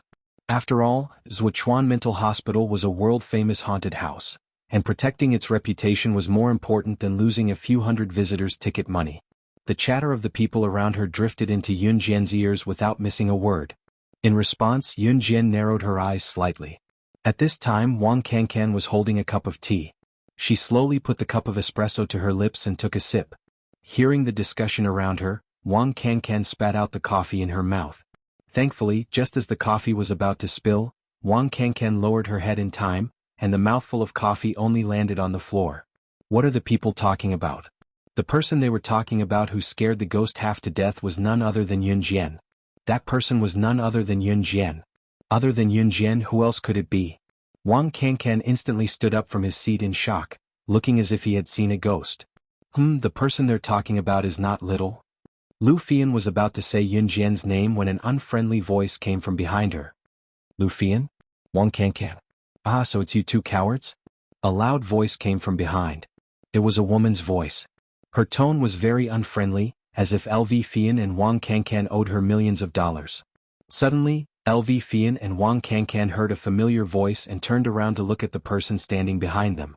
Yun Jian was sitting opposite LV Fian and Wang Kankan, so she could clearly see the appearance of the girl standing behind LV Fian and Wang Kankan. She was a girl with delicate features. She had a small face, big eyes and a straight nose. No matter how you looked at her, her facial features were very three-dimensional. Just by looking at this kind of girl, one would think that she was a good girl. But how could one expect such a beautiful girl to say such unkind words? This made Yun Jian raise her eyebrows slightly. Chen Limei? Why are you here? Wang Kankan turned around. When she saw the girl's face, she couldn't help but cry out in shock. Why can't I be here when you're here? Last week, you said you were going to Wuxia Mental Hospital to play. Are you staying here because you don't have the courage to go to the basement? You said you were so powerful last week, but now you're looking at it? Are your legs already shaking before you even enter? Also, the person who accompanied me to the haunted house today is Senior Duanming. Oh, he. As soon as the girl called Chen Limei finished speaking, Wang Kankan immediately raised her voice. You actually let Senior Duanming accompany you to the haunted house to play? When the words Senior Duanming were mentioned, Yun Jian saw that Wang Kankan's eyes instantly lit up. It was the kind of light that gave birth to love. Chapter 1459. Chen Limei was Wang Kankan and Lu Fian's classmate. Chen Limei, Wang Kankan, and Lu Fian usually minded their own business and did not get along or interact with each other. But the problem was that Chen Limei and Wang Kankan both secretly liked that Senior Duanming. Chen Limei and Wang Kankan were classmates, and as for the Senior Duanming that Chen Limei mentioned, he was in the second year of high school. Because of Senior Duanming, Chen Limei and Wang Kankan's relationship in class worsened. There was even one time when they got into a fight in the classroom. Wang Kankan and Duanming were in the same junior high school. Wang Kankan liked Duanming since the first year, but she dared not confess. In the end, when she finally got into the same high school as Duanming, Chen Limei began to pursue him. Although Duanming had a few girlfriends, Wang Kankan still liked him because she always felt that Duanming was just playing around with those girls. Last week, Wang Kankan and Chen Limei had exchanged insults in school. Chen Limei even provoked her by saying that if she had the guts, she should let Wang Kankan walk around Wuxia Medical Hospital that had just moved into Longmen City recently. Wang Kankan went as she pleased. Who was afraid of whom? This was how the grudge was resolved. Wang Kankan did not expect to run into Chen Limei here, nor did she expect her to be so bold as to ask Senior Duanming out. You.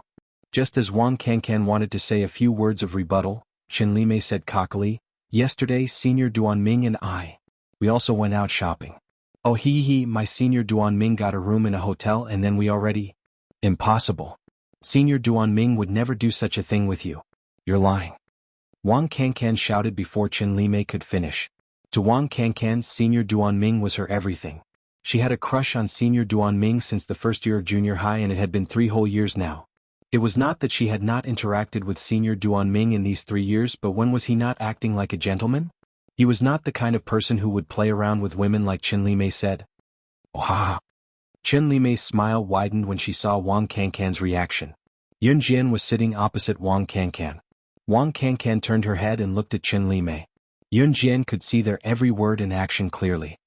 Humph, in any case, Senior Duan Ming will be accompanying me into the haunted house later. From what I see, you guys are so scared that you don't even dare to enter Wuxia Mental Hospital's main entrance, right? Ah.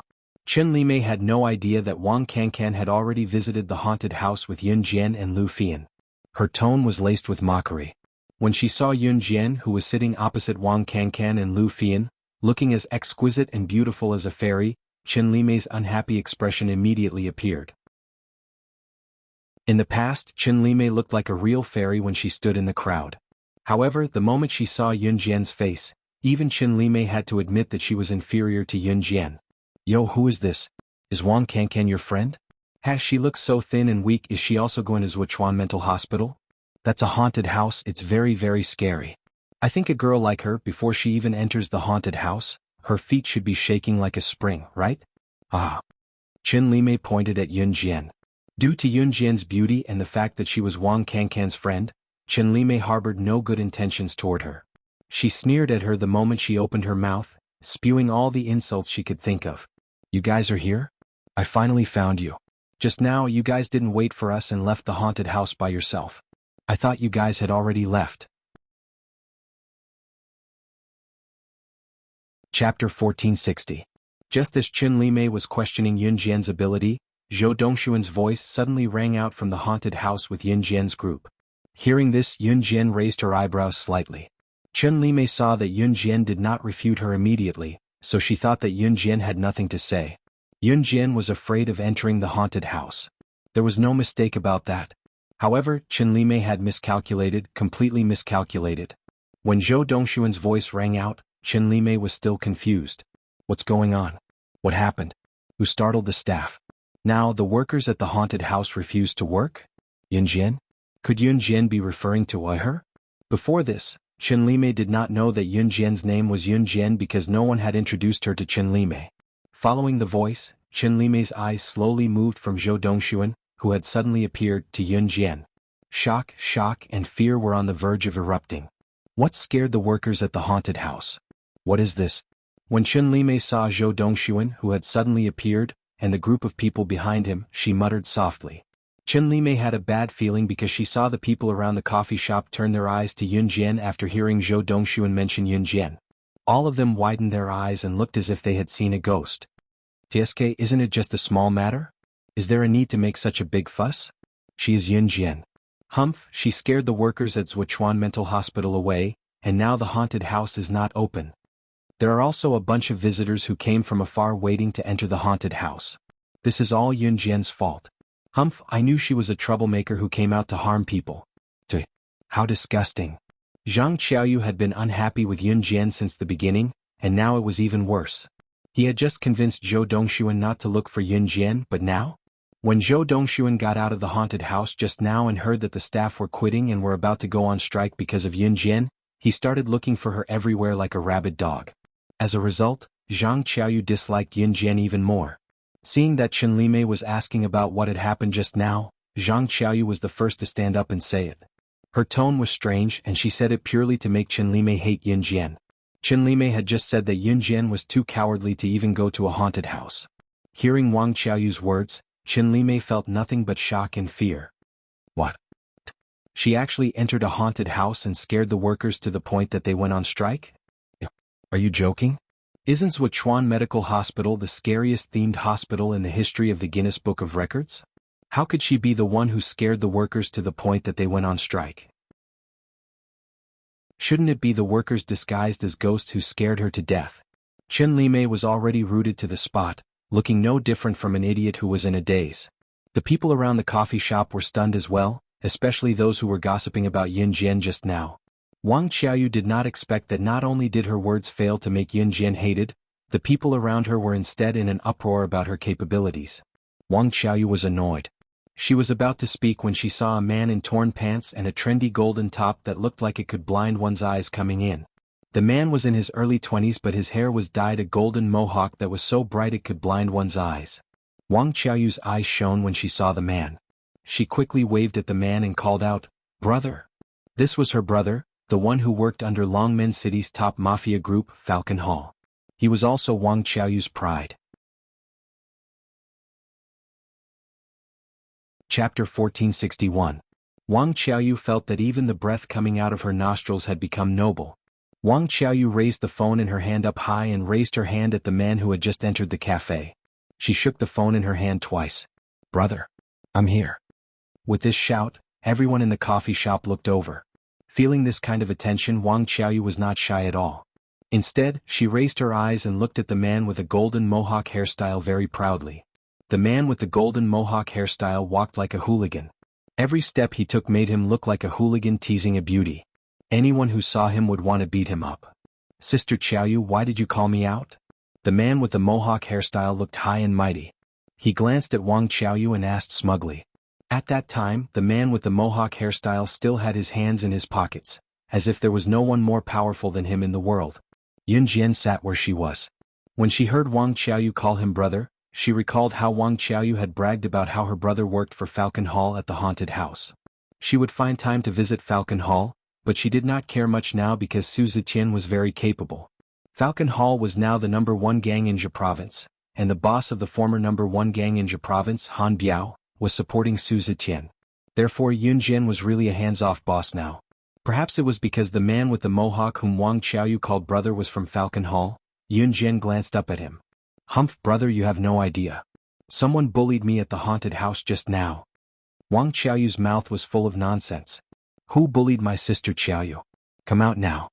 In this day and age, people with some power had a habit of feeling superior. The man with the mohawk hairstyle looked at Wang Qiaoyu and shouted, It's her, it's her. It's her who bullied me. Brother, you have to stand up for me. Use your status to suppress her properly. It's best if you scare her to death." Wang Qiaoyu and the man with the mohawk hair kept calling each other brother and sister. Their words were undoubtedly directed at Yun Jian. "She's the one who bullied you, right? Alright, Sister Qiaoyu, this brother will definitely help you get revenge for this." The last sentence was stuck in his throat just like that. When the mohawk man saw Yun Jian's exquisite and beautiful face, his entire person froze on the spot. What a beautiful girl. What a beautiful girl. The man with the mohawk's hair almost drooled. He didn't even hear Wang Qiaoyu calling him brother a few times. Zhang Zhudi? It was only when Wang Qiaoyu shouted his full name that the man with the mohawk finally reacted. The man with the mohawk hair, who was Zhang Zhudi, reacted in a daze. "Brother, she bullied me."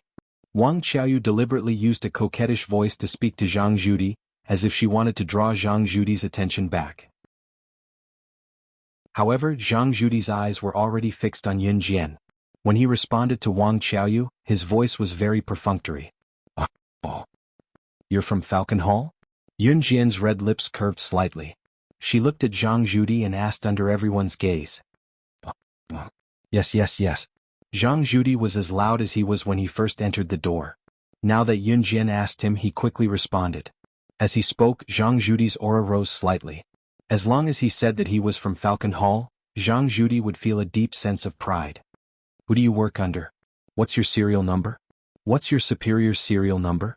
In the next second, everyone saw Yun Jian's slightly raised red arc suddenly relax. She suddenly asked this question with a cold face. Hearing this, everyone was stunned and at a loss for what to do. What did Yun Jian mean by that? However, Zhang Zhudi was the only one who suddenly came back to his senses when he heard Yun Jian's words. In front of everyone, he turned pale with fright and asked Yun Jian instead. Chapter 1462. Zhang Zhudi asked loudly. As he spoke, Zhang Zhudi's expression changed from a lustful one at the beginning to a tense one at the moment. Just like the Kosha mercenaries, Falcon Hall had started to give each member a number. Every member of the Kosha mercenaries had a number. The first was Yun Jian, who was ranked according to her strength, battle record, and contribution. Yun Jian had numbered Falcon Hall a while ago, and it was based on these aspects as well. Falcon Hall did not have a rule that forbade its members from revealing their numbers to outsiders. However, most of the members with lower numbers were unwilling to talk about it. Only those with higher numbers were willing to talk about it. In spite of it, those who were numbered closer to the front were usually mature and reliable. The candidates were usually handpicked by Yun Jian or Su Zetian because the number at the front meant that they were Falcon Hall's elders. Therefore, this created a phenomenon where those with higher numbers would not brag about it, while those with lower numbers would not be able to brag about it. Therefore, outsiders did not know that Falcon Hall had started to give out numbers. Wang Qiaoyu had wanted to scold Yun Jian when she heard Yun Jian's nonsense. However, Zhang Zhudi was really shocked after hearing Yun Jian's words. Not only did Zhang Zhudi's face turn pale, he even asked Yun Jian how she knew that the members of Falcon Hall had a number. "Brother, why are you yelling at her? Falcon Hall has a number? Why haven't I heard you mention it before?" Wang Qiaoyu only spoke to Zhang Zhudi after she came back to her senses. Zhang Zhu mentioned everything to her, especially bragging about it. Back then, the reason why Wang Qiaoyu recognized Zhang Zhudi as her brother was because Zhang Zhudi boasted that he could push himself up to the sky. In the end, Wang Qiaoyu really thought that Zhang Zhudi was so powerful, so she couldn't wait to call Zhang Zhudi brother. Wang Qiaoyu had heard all the bragging from Zhang Zhudi, but she had never heard of any number. That was why Wang Qiaoyu had asked. Yun Jian, Lu Fian, and Wang Kankan were still sitting in their seats. At this moment, Yun Jian was coldly looking at Zhang Zhudi. Zhang Zhudi was at a loss. How could there be such a thing? What serial number? I don't know. Zhang Zhudi realized that he had lost control of himself just now, so he tried to explain himself. Needless to say, Zhang Zhudi's number was definitely at the back. The image that he had erected in front of Wang Qiaoyu was that he was omnipotent. There was nothing that he couldn't do. If he reported his serial number, then his image would be **T. Actually, he was just an errand boy in Falcon Hall. Before Zhang Zhudi could finish, he was interrupted by Yun Jian again. She looked at Zhang Zhudi and said in an unfriendly tone, "Falcon Hall has assigned a number to every member. It's impossible for any of them to be missed. If you don't tell me, I'll use your name to search for the number." Yun Jian's words stunned everyone, especially Zhang Zhudi. After hearing Yun Jian's words, Zhang Zhudi was stunned. Then he burst into laughter. "You said use my name to search for the number? Are you kidding? How are you going to do that? Do you think that Falcon Hall will care about you? You want to search for my number? Who do you think you are? The boss of Falcon Hall?" Zhang Zhudi's laughter rang out like a silver bell. When Zhang Zhudi laughed, Wang Qiaoyu laughed as well. Mocking Yun Jian was Wang Qiaoyu's favorite.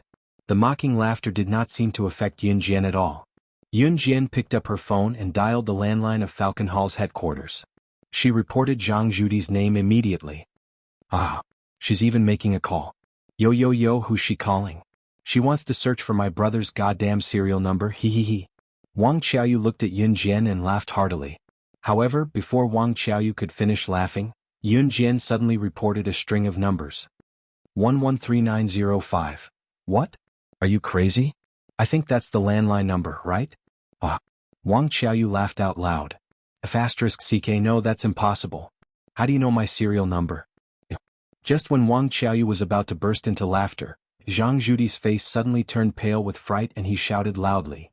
"That's because I'm also a member of Falcon Hall." Yun Jian narrowed her eyes and said coldly in front of everyone. "Then what's your serial number?" Zhang Zhudi was stunned. He asked Yun Jian in return as if to confirm Yun Jian's voice. Chapter 1463. Zhang Zhudi was already shocked when he heard Yun Jian say his serial number. After all, how was Yun Jian supposed to find out his serial number if he did not say it out loud? Only the higher-ups of Falcon Hall would be able to find a person's serial number by using their name to check their serial number. Zhang Zhudi had never considered whether Yun Jian was one of the higher-ups. That was because Yun Jian's age was simply unbelievable. In spite of it, Yun Jian had recited his serial number accurately. This was even more legendary than a mythical movie.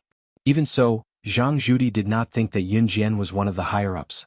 Not to mention the boss of Falcon Hall. **T. Yun Jian was the boss of Falcon Hall? This was even more unbelievable than a fish cooking itself. Therefore, when he heard that Yun Jian was also a member of Falcon Hall, Zhang Zhudi reflexively asked Yin Jian what her serial number was. In Falcon Hall, serial numbers represented a person's status. There were members of Falcon Hall in the entire Jia province, and there were more than 100,000 of them in total. It was a large number, but it was not particularly outstanding when compared to the entire Jia province. Zhang Zhudi himself was one of the bottom few. He asked Yun Jian what her serial number was because he thought that Yun Jian's ranking was definitely lower than his. How could a girl like her have a high-ranking serial number? However, when he heard Yun Jian's serial number, Zhang Zhudi was dumbfounded. What did you say? What's serial number 1? Zhang Zhudi thought that there was a long string of numbers behind it that he did not hear clearly, so he moved his ears closer to listen. The people around them were all confused and looked like they did not know what was going on. However, they could still understand what Yun Jian and Zhang Zhudi were talking about. I'll only say this once. Please get out of my sight now because you're an eyesore. Yun Jian curled her lips coldly and said very calmly. At this point, she turned her head and ignored everyone present. She said to Lu Fian and Wang Kankan, "There are too many mosquitoes here. It's annoying. Let's go." Lu Fian and Wang Kankan didn't want to stay here any longer, so they stood up as well. The reason why Wang Kankan didn't want to stay here was entirely because she didn't want to see her senior Duan Ming and Chen Limei being intimate with each other. Hey, Wang Kankan, are you leaving just like that? Don't you want to see senior Duan Ming anymore? Senior Duan Ming went to the bathroom and will be here soon. Chen Limei saw that Wang Kankan wanted to turn around and leave just like that, so she opened her mouth to urge him to stay. Everyone knew that Chen Limei was up to no good. Even though she knew that Wang Kankan liked senior Duan Ming, Chen Limei still wanted to ask him to stay. She wanted Wang Kankan to see that senior Duan Ming was close to her, Chen Limei. Wang Kankan knew that Chen Limei had ulterior motives, but he couldn't help but stop. Yun Jian's eyes turned sharp for a moment. At this moment, a tall and handsome youth walked in from the main entrance. This kind of youth was the most popular among girls, so the moment he walked in, he received the deep gazes of the people around him. The young man was the senior Duan Ming that Chen Limei and Wang Kankan were thinking about, and at this moment, Duan Ming was walking over. When he saw Wang Kankan, Duan Ming didn't even believe his own eyes for a moment. The Wang Kankan today was completely different from when she was wearing her school uniform and pants at school. The Wang Kankan today was extremely beautiful. Duan Ming was originally walking towards Chen Limei, but he stopped halfway and turned to look at Wang Kankan.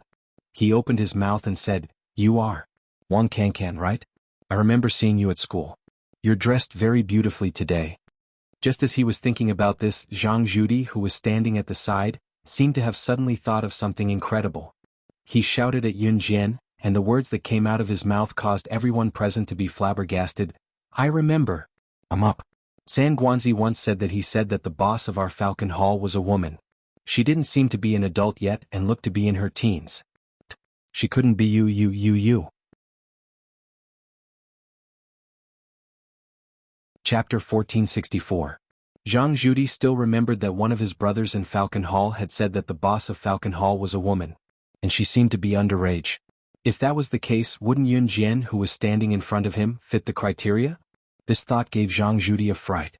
He quickly stopped Yun Jian and asked. In an instant, everyone present looked at her in astonishment. Falcon Hall was now the living signboard of Jia province. As long as one was in Jia province, they would know about Falcon Hall. Some people would even tremble in fear when they heard the words Falcon Hall. But what did Zhang Zhudi say? He said that Yun Jian was the boss of Falcon Hall? Brother, what kind of joke is this? She's the boss of Falcon Hall? This doesn't make sense at all. How could she be the boss of Falcon Hall? If she's the boss of Falcon Hall, then I'm a fairy who descended from the heavens. Wang Qiaoyu said shamelessly. As she spoke, her tone revealed a sense of matter-of-fact. Yun Jian narrowed her eyes when she saw this. She did not say anything. Wang Qiaoyu was talking happily. When Zhang Zhudi came back to his senses, he thought, hey, that's really the case. How could Yun Jian be the boss of Falcon Hall? Thinking of this, Zhang Zhudi said again, that's right, it can't be so coincidental. She definitely can't be the boss of Falcon Hall. I really had a stroke just now. My brain short-circuited. As he spoke, Zhang Zhudi slapped his head hard. Yun Jian glared at Zhang Zhudi. After knowing that Yun Jian was not the boss of Falcon Hall, Zhang Zhudi could not be bothered with Yun Jian anymore. When Yun Jian, Lu Fian, and Wang Kankan took a detour and left, Duan Ming suddenly grabbed Wang Kankan's hand and said to her, Wang Cancan, are you free at 6:30 tonight? Do you want to go shopping together? Duan Ming's words were like a great joy from the heavens, causing Wang Cancan's face to instantly fill with a smile. Senior, can I really go shopping with you? Wang Cancan panicked in front of Duan Ming. He was completely flustered and had completely lost his hands and feet. Therefore, when Duan Ming invited her, Wang Cancan was completely dumbfounded. Of course I'm honored. Duan Ming revealed a very gentle smile. This smile almost made Wang Cancan stand in place, unable to react for a long time. What are you looking at? Your senior Duan Ming has already gone far away. Lu Fian laid on Wang Cancan's body and muttered softly. I didn't notice. Wang Cancan smiled brightly. Yun Jian just smiled slightly. In the end, the three of them went to the shopping mall to pick out a gift for Qin Yiru. Wang Cancan had a good eye for choosing birthday gifts. After picking and choosing, in the end, Wang Cancan helped Yun Jian choose an exquisite apron for Qin Yiru. The reason why he gave her an apron was because Wang Cancan heard from Yun Jian that Qin Yiru was currently working in a flower shop. When working in a flower shop, Qin Yiru would usually use an apron, because wearing an apron when trimming flowers and plants would not dirty her clothes. Although the flower shop had its own apron, the apron that his daughter gave him was different from the original apron of the flower shop. Furthermore, Qin Yiru did not lack anything right now, so giving her a birthday gift was also a kind gesture. Yun Jian listened to Wang Cancan and chose an apron that was more suitable for Qin Yiru's temperament. She even found someone to wrap it up in 3 layers. This was the first time Yun Jian had bought a gift and wrapped it up in 3 layers. I owe you a favor. If you have anything in the future, you can ask me. I can help you within the scope of the conditions. Yun Jian said to Wang Cancan with one hand holding the gift. Helping her choose a birthday gift for Qin Yiru was a great kindness to Yun Jian. This was because she didn't know what to give. She had never done this before. We're friends from now on. There's no need to be like this between friends, haha. Wang Cancan was very generous as he spoke to Yun Jian. Chapter 1465. Wang Cancan was ready to go home because she was going shopping with her senior, Duan Ming, tonight. She was extremely excited. LV Fian did not return to Xinjiang town. She stayed in school during the weekends, sometimes returning home once every 2 to 3 weeks, sometimes once a month. She did not go back every week because it was inconvenient. This was similar to Yunyi back then. When Yun Jian was reborn, Yunyi was studying in Longmen City while Qin Yiru and Yun Jian were both in Xinjiang town. Yunyi often returned home once every 2 to 3 weeks, sometimes once a month. It was costly and time-consuming to take the bus home from the city. She would then stay for a day or two at home before taking the bus back to school from the town. It was troublesome, so students who usually stayed in the town would not be too hardworking when they returned home. After Wang Cancan left, Lu Fian also went back to school to review her homework. Lu Fian's school would be holding the monthly exam in about 10 days. As someone who had relied on her own hard work to get to where she was today, Lu Fian naturally had to review and prepare for the exam. Yun Jian was taking a taxi to Ding Ding Bar from the shopping mall with the gift she bought for Qin Yiru. Ding Ding Bar entrance. The bar was newly opened and its business was booming. It was also near the shopping mall. Others might not know that Ding Ding Bar was one of the properties under Falcon Hall. Yun Jian had an appointment with Su Zetian here. It had been a long time since she asked about Falcon Hall since she went to the military school, so she had to deal with it first when she came back today. Yun Jian stepped into Ding Ding Bar with the gift for Qin Yiru in one hand. It was still daytime, but Ding Ding Bar's recent business boom made the atmosphere inside feel like it was night. When she stepped in, it felt like she had stepped into the night from day. Just as Yun Jian stepped into the bar, she saw a few familiar figures at the bar counter from the corner of her eye. It was Zhou Dongxuan, Wang Qiaoyu, Zhang Judi, and the others whom he had met at the haunted house and the coffee shop. Just now, Wang Cancan and Lu Fian had accompanied Yun Jian to buy a birthday present. They had spent some time on the way, so it was not surprising that Zhou Dongxuan, Wang Qiaoyu, and the others had already come out of a place like the Dynamic Mall. It was such a coincidence to bump into them in such a place. Yun Jian was just about to sidestep the few people at the bar and take a detour, but Zhou Dongxuan's eyes lit up. He was the first to notice Yun Jian. "Why are you here?" As he spoke, Wang Qiaoyu, who was beside him, was very unhappy. "Why are you always haunting me? You'll follow us wherever we go. How shameless. As a girl, I think you don't even have the modesty of a girl." Wang Qiaoyu felt that Yun Jian had deliberately followed them, so she immediately yelled at Yun Jian. Sis Xiaoyu, don't make a ruckus here. This is Falcon Hall's territory.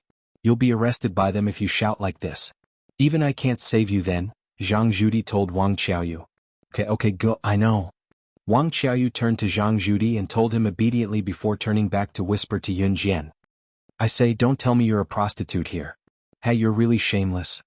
Wang Qiaoyu was about to say something when a middle-aged man walked over from the side.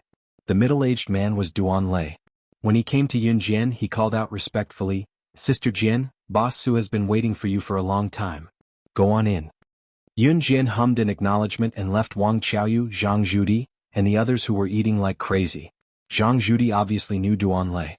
Looking at him, he asked fearfully, Elder Duan Lei, could the girl who went in just now be? Could it be? Don't say things you shouldn't say. Who she is isn't something you can know. Duan Lei glanced at Zhang Zhudi and hinted. These words almost caused Zhang Zhudi to cry out in surprise. So she was...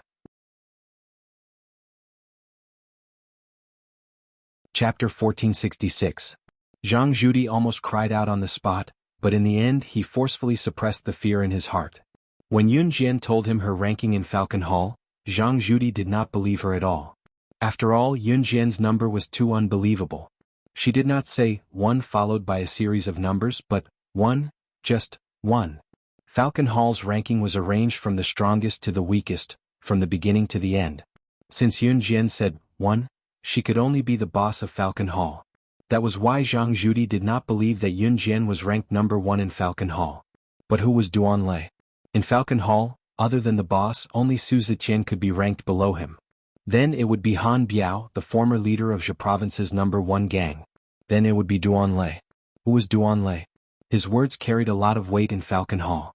Some time ago, when Su Ziqian was seriously injured after being assassinated, Duan Lei took over Su Ziqian's position and managed Falcon Hall for a long time. In Falcon Hall, Duan Lei was considered an elder. Some time ago, Yun Jian had made a huge adjustment in Falcon Hall. She changed Falcon Hall's management and ranking to that of the Kosha mercenaries. Now that a month or two had passed, Falcon Hall was clearly in a better state than before the reorganization. Zhang Zhudi was the only one who knew the fear in his heart. When Duan Lei disappeared from Zhang Zhudi and the others' sight, Wang Qiaoyu's reckless words rang again. She first imitated Duan Lei's tone just now and mocked him, "You're the one who's going to die. Don't say things you shouldn't say. You don't have the right to know who she is." Wang Qiaoyu even shook her body as she imitated Duan Lei's words. Then she laughed out loud and mocked him. "Who does he think he is? I think that woman came to this kind of place to sell herself. She's a prostitute, but she still wants to maintain her chastity. I bet that man just now is her patron. What's there to be proud of? Brother, don't you think so?" As Wang Qiaoyu spoke, she turned to look at Zhang Zhudi. But just as Wang Qiaoyu said this, Zhang Zhudi roared, Right, your sister. Don't come looking for me again. Troublemaker." When Zhang Zhudi thought about how he had almost offended Yun Jian because of Wang Qiaoyu, he was so angry that he almost wanted to slap Wang Qiaoyu. Brother, how can you do this to me because of her?" Wang Qiaoyu knew Zhang Zhudi, but until today she had never seen him so angry. She wanted to stop Zhang Zhudi, who was about to walk to the door, from leaving. She even reached out her hand to stop him, but Zhang Zhudi threw her to the ground. "Get lost.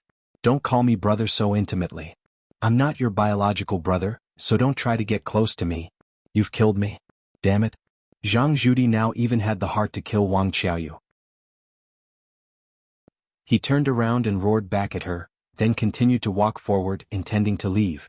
"May I ask, can you tell us what happened to make you so agitated all of a sudden? I think we can talk about it slowly after we calm down." When Zhou Dongxuan saw that Yun Jian was involved in this, he was eager to know the reason. "Slowly? What else do we have to talk about? What's there to talk about? Do you know who you've offended?" She's Falcon Hall's boss. That man just now is Falcon Hall's elder, Duan Lei. How can Elder Duan Lei's words be false? Get away from me, all of you. I don't want to see you anymore. Appalling. Zhang Zhudi ran off immediately after that, leaving Zhou Dongxuan, Wang Qiaoyu, and the rest who were dumbfounded. What did Zhang Zhudi say? Yun Jian was Falcon Hall's boss? The terrifying woman who had led Falcon Hall from the top mafia group in Longmen City to the top in Zhe Province within half a year was her. Chapter 1467. Zhou Dongxuan, Wang Qiaoyu, and the others turned pale when they heard Zhang Judi's words. This news was simply too frightening. Yun Jian didn't know about the frightening things that happened here. She also didn't know that Zhou Dongxuan, Wang Qiaoyu, and the others already knew about her identity. Yun Jian habitually bypassed the bar and came to a VIP room. This was the place where she and Su Zetian had arranged to meet. When Yun Jian reached the door of the VIP room and reached out to open the door, a waitress with professional makeup stopped her. "Hello, little girl. This is the VIP room. Do you have a reservation?" The waitress deliberately stood there to wait for someone because she heard that a very important person was coming here today to meet the important person who was already sitting in the room. Therefore, she stood there to serve the important person who was about to arrive. Seeing Yun Jian casually open the door, the waitress thought that Yun Jian was a girl who got lost in the bar. "I made an appointment with the person inside." With that, Yun Jian held the door handle and opened it. Just as she pressed the button and was about to open the door, the waitress stopped Yun Jian's hand. She frowned and forced herself to control her temper. She said to Yun Jian, "Little girl, don't mess around. Little girl, don't mess around. The people here are all big shots. You and I can't afford to offend them. Just go play by yourself. She's the important person who's coming to our bar. You don't have to come to work tomorrow." The waitress was about to stop her when Duan Lei's voice rang out. His words determined the waitress's fate. The little girl in front of her was the important person she was supposed to serve? The waitress was frightened. She hurriedly bowed and apologized to Yun Jian. "I'm sorry. I was blind just now. Don't fire me. I was wrong. Please give me another chance." The waitress was indeed impatient just now. The slight frown on her face was enough to express everything. Yun Jian usually ignored such trivial matters. She opened the door and went in directly. It was up to Duan Lei to decide whether to fire the waitress or not. As soon as she opened the door and entered, she saw Su Zetian sitting in front of her. There were two middle-aged men sitting beside Su Zetian. Of course, Yun Jian didn't come here just to talk to Su Zetian about Falcon Hall's trivial matters. She had something official to deal with. The two middle-aged men were about the same age, but they were at least in their 40s. One of them was the boss of the number 1 gang in the neighboring province near Jia province, He Long. The other was the number 1 gang's number 1. He had a close relationship with he was the number 1 gang boss of the neighboring province's number 1 gang. No matter who they were both in the underworlds as in the underworld. Today they had specially come from other places to visit the boss of Jia province's number 1 gang, Rakshasa, and had the intention of befriending him. Yun Jian had come here to meet both of them. They were they were saw Yunzes. And was. Them saw were worse saw, as the soundproofing in the room was excellent so no one in the room could hear what happened outside. He Long had already stood up. He looked at Yun Jian and opened his mouth. In the end he turned to Su Zetian with a smile. He pointed at Yun Jian and asked, "Brother Su, is this girl your daughter?" Yun Jian was too young. She was more than old enough to be Su Zetian's daughter. Su Zetian laughed when he heard that. He introduced Yun Jian to He Long and Qi Shangjing. The words from Su Zetian's mouth shocked the two men. Chapter 1468. He Long and Qi Shangjing's expressions changed immediately after Su Zetian introduced Yun Jian. What? The little girl standing before them who was a full size younger than them was the boss of Falcon Hall, Rakshasa, whom they were here to visit. The news was so shocking that He Long and Qi Shangjing stood rooted to the ground, unable to react for a long while. Yun Jian was really too young. She was only in her teens, right? She was still underage, right? Was she really the Rakshasa who had only spent half a year to turn Falcon Hall into the number 1 gang in Jia province? Haha, are you surprised? I'm sure that you'll be even more surprised later on. Su Zetian laughed loudly. His admiration for Yun Jian could no longer be described with words. "Why are you looking for me?" Yun Jian followed Su Zetian's words. As she spoke, she had already walked up to He Long and Qi Shangjing. Yun Jian's every move did not seem like a child's. Instead she seemed much more mature. He Long and Qi Shangjing could not help but look directly at this teenage girl. Ahem. Let me introduce myself first. I'm He Long, the boss of Linyun Gang. He's the second in command of Vast Ocean Gang. I'm from the neighboring province and he's from Gan province. We're here to form an alliance with Falcon Hall. Seeing that Yun Jian was still a teenager, He Long thought that Yun Jian should be young and ignorant. He cast a wide net, thinking that Yun Jian would definitely agree to form an alliance with his gang and Qi Shangjing's gang. After all, Yun Jian was still a child. Someone like her who could lead Falcon Hall to become the #1 gang in Jia province would definitely want to form an alliance with other gangs. After all, one more friend meant one less enemy. Everyone knew that. Moreover, since Falcon Hall had climbed to its current position, there would definitely be many people waiting for an opportunity to destroy Falcon Hall. After all, Falcon Hall had just become the #1 gang in a province. As long as Yun Jian was a smart person, she would definitely form an alliance with the #1 gangs in other provinces to strengthen her position. Therefore, He Long was 90% sure that Yun Jian would agree when he mentioned his intentions in front of Yun Jian. Moreover, she was only a teenage girl. Now that she had climbed to her current position, she would definitely want to keep it. In spite of it, He Long miscalculated.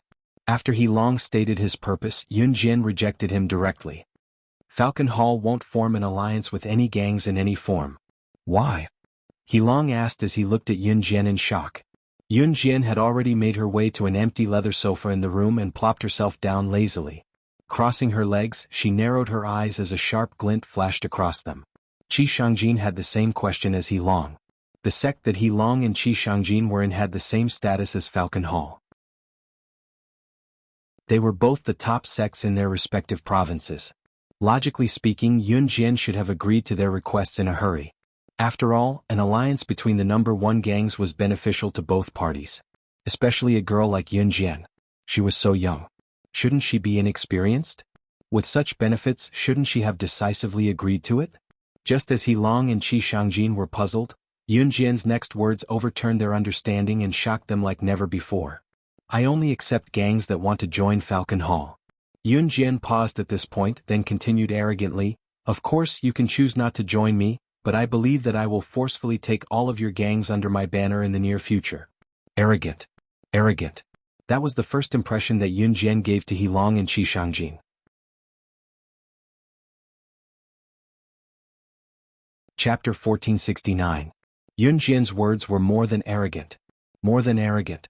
She was as arrogant as the heavens. Everyone present was stunned by her arrogant words and aura. Even Su Zetian was shaken. Back then, Yun Jian had taken away Su Zetian's Dragon Head Gang and renamed it Falcon Hall. A long time ago, Su Zetian had invited Yun Jian to join Dragon Head Gang, but Yun Jian wanted the entire gang.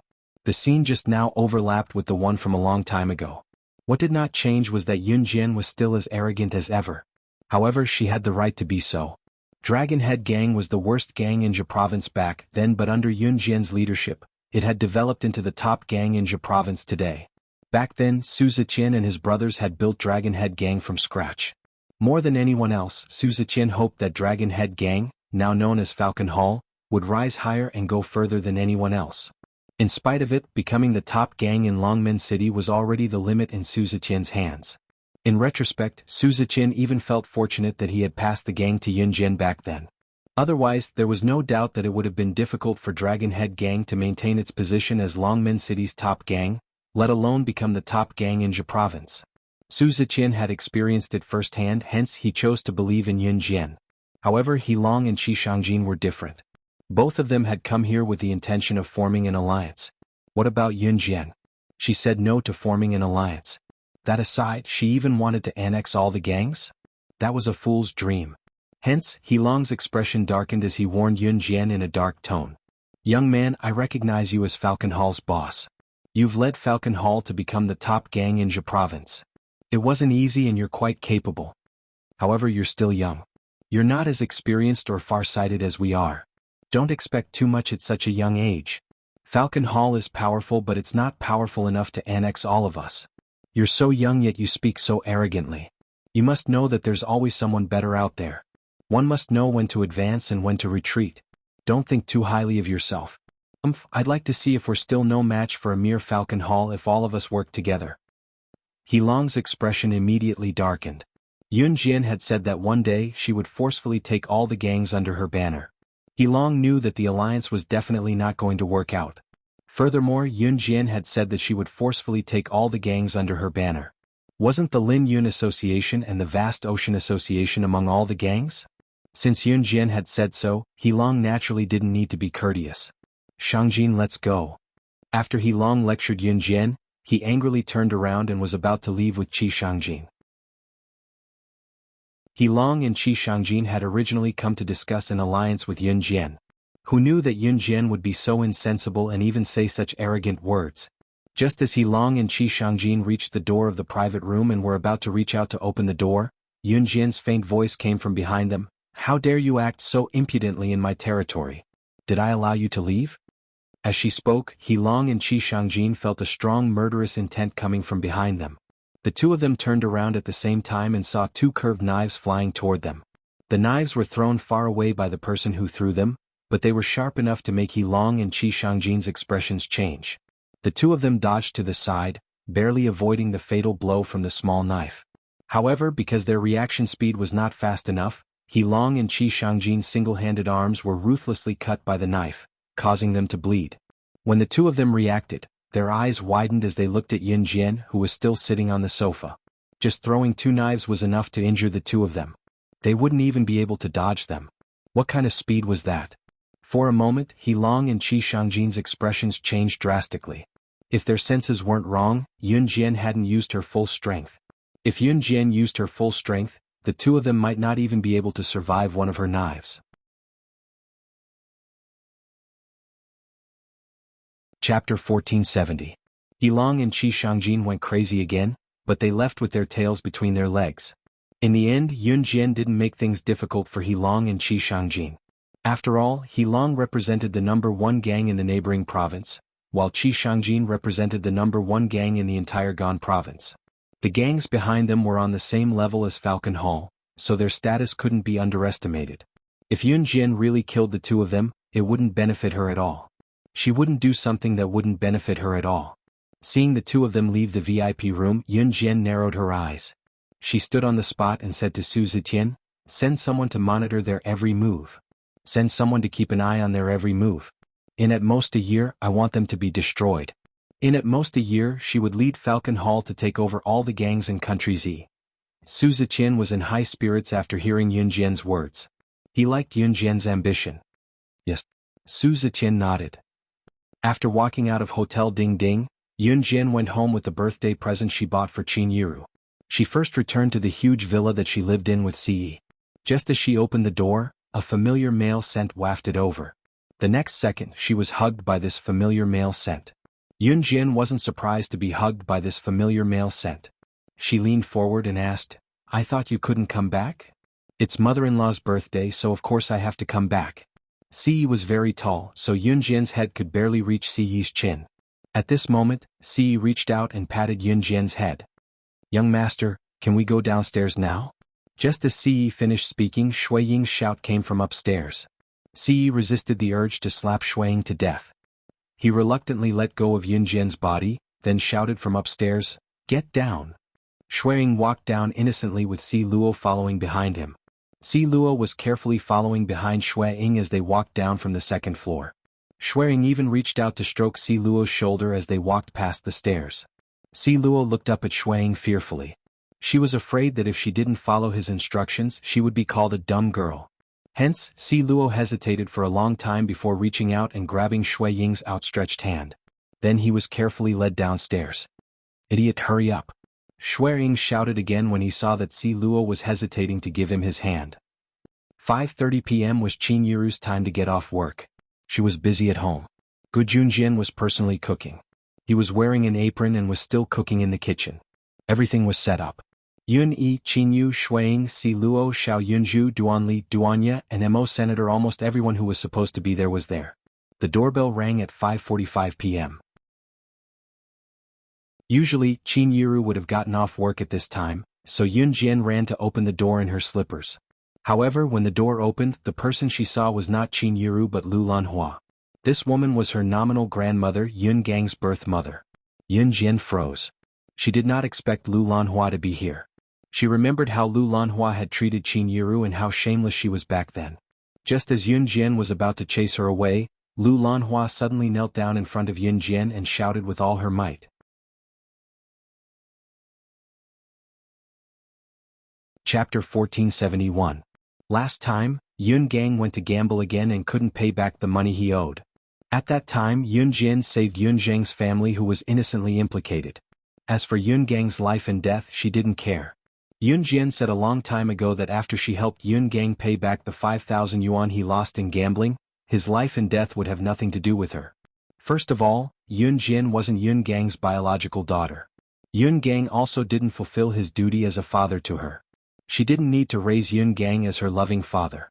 Taking a step back, Yun Gang directly abandoned his family and ran away after he lost money in gambling. Later on, he even let his mistress appear and humiliate Qin Yiru.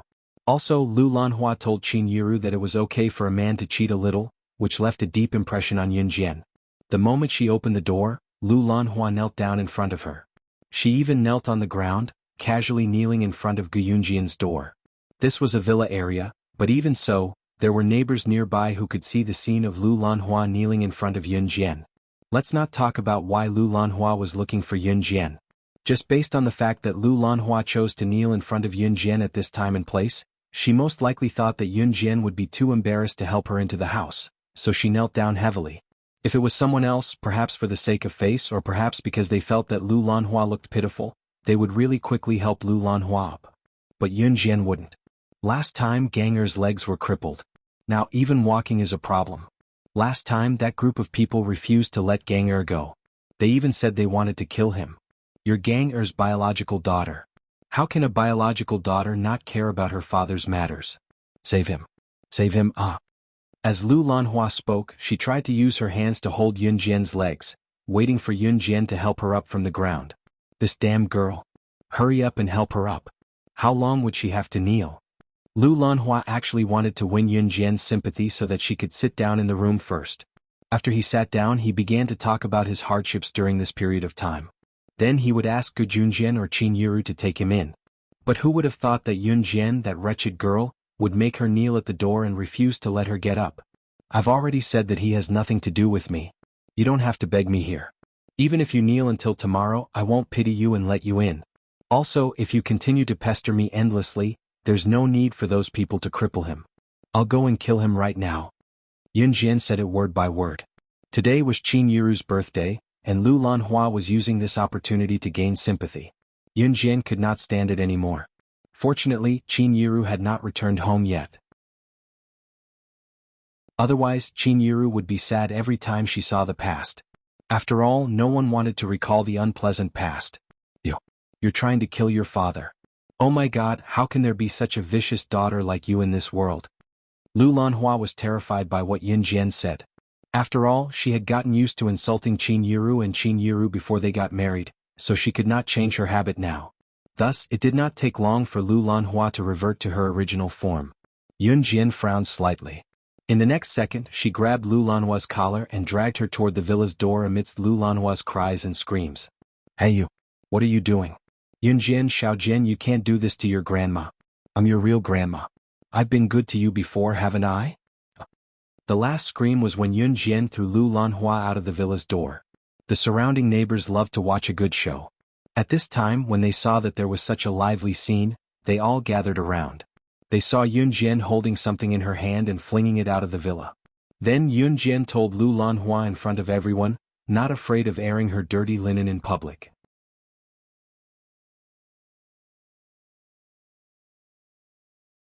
Chapter 1472. Yun Jian's words made the neighbors who were watching the show blink. Just as Yun Jian finished speaking, Lu Lanhua simply sat down on the ground and shouted without any hesitation, "Heavens! Is there still any justice in this? She even wants to hit her own grandmother. This is too much. Too much. Everyone come and judge this." As she spoke, Lu Lanhua beat her own feet and shouted like a homeless person. The only difference was that as she beat her own legs, she added fuel to the fire as she told the story. However, she deliberately omitted the vicious way she had treated Yun Jian and Qin Yiru in the past. Her own father's legs are now crippled. But the two of them are great. One remarried to a soldier and is now enjoying life. The other punched and kicked her own grandmother. Is there still any justice in this? Where are the police? Where did the police go? Quickly call the police over to judge this. All of you are here to bully an old woman like me. Bullying an old woman like me who can't walk properly, where is the justice in this? Lu Lanhua saw that more and more neighbors were gathering around Qin Yiru's house, and her shouts became louder and louder.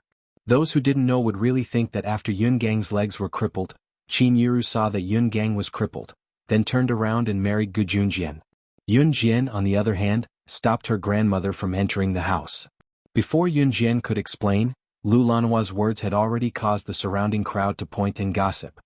"TSK, I didn't expect Officer G's current wife to be such a woman. I was wondering why Officer Gu suddenly got married after divorcing his ex-wife for so many years. This new wife even has a family to feed. I heard that he married her from a poor village. TSK. I reckon that Officer Gu got married to her because he was set up, right? I think she is an indecent woman herself. She even abandoned her husband who can't walk properly. I think this kind of woman should be drowned in a pig cage." "That's right. I didn't expect Qin Yiru to be that kind of person. In the past when he met us he was still fine. Who would have thought that in the end we really don't know his true nature?" Whether it was in the countryside or the city, there was no lack of gossipy women. Whenever something happened to a family, these gossipy women would immediately pop out to gossip. These days, whether it was in the countryside or in the countryside, women who abandoned their original husbands and ran away with other men were especially ostracized. What Lu Lanhua said was simply a complete reversal of right and wrong. Lu Lanhua thought that Yun Jian and Qin Yiru wanted to get rid of her and Yun Gang. There was no way. How could his granddaughter really ditch him just because she had become rich and started a company? They are related by blood. Moreover, Yun Jian's legs were broken not long ago. Now he couldn't even afford to go to the hospital to see a doctor. Lu Lanhua was thinking that Yun Jian wouldn't pay. Then she would make a fuss. Great. She ruined Yun Jian's and Qin Yiru's good reputation. In this era, people paid attention to reputation. Lu Lanhua cried and threw a tantrum, slapping her thighs and sitting on the ground like a beggar. This made the people around her believe her. No one noticed that Yun Jian's face was getting darker and darker. Ce didn't follow her out because he knew that she could handle this kind of simple matter by herself. Gu Junjian was cooking in the kitchen, so he didn't know what was going on. The only person standing beside Yun Jian was Yun Yi. Because of this matter, only Yun Jian and Yun Yi could stand up and say something. At this moment, when Lu Lanhua saw that everyone was helping her, she became even more excited. Yun Jian wasn't in a hurry to speak. She simply crossed her arms and watched. It was only when Lu Lanhua was done crying about all the hardships that never happened that Yun Jian's cold voice rang. "Are you done?" This simple sentence made Lu Lanhua shiver. However, when Lu Lanhua saw that there were so many people around, she felt that Yun Jian wouldn't dare to do anything to her. Hence, Lu Lanhua said, "How can I be done?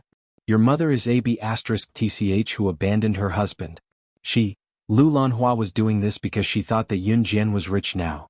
If she made a scene, Yun Jian would feel that it was bad for her reputation.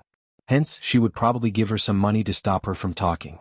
However, before Lu Lanhua could finish speaking, Yun Jian took a step forward in front of everyone.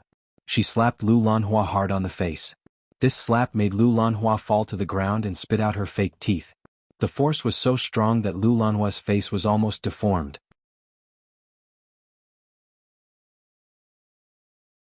Chapter 1473. Everyone was shocked. No one expected Yun Jian to hit Lu Lanhua. After all, a granddaughter hitting her grandmother would be scolded for being unfilial. In the words of the villagers, such a fierce daughter would never be able to get married in the future. One of the older aunties saw Yun Jian slap Lu Lanhua to the ground. She immediately scolded Yun Jian and ran over to help Lu Lanhua up. "Io? What kind of granddaughter is this?" Not only did she chase her grandmother out of the house in front of everyone, she even slapped her own grandmother. "Look, Io, this, her fake teeth are falling out," the auntie said as she helped Lu Lanhua up. The auntie thought that Lu Lanhua was telling the truth, so she scolded Yun Jian as she spoke. Coupled with Lu Lanhua's words, everyone felt that Yun Jian was the one in the wrong. "Grandma, I'm calling you Grandma again today because you really treated me well in the past." "Yes, you did treat me well. But ask yourself honestly, have you ever been good to my mother and sister?" Just as Lu Lanhua was twisting the truth and talking about her own public opinion, Yun Yi really couldn't stand it anymore, so he spoke up.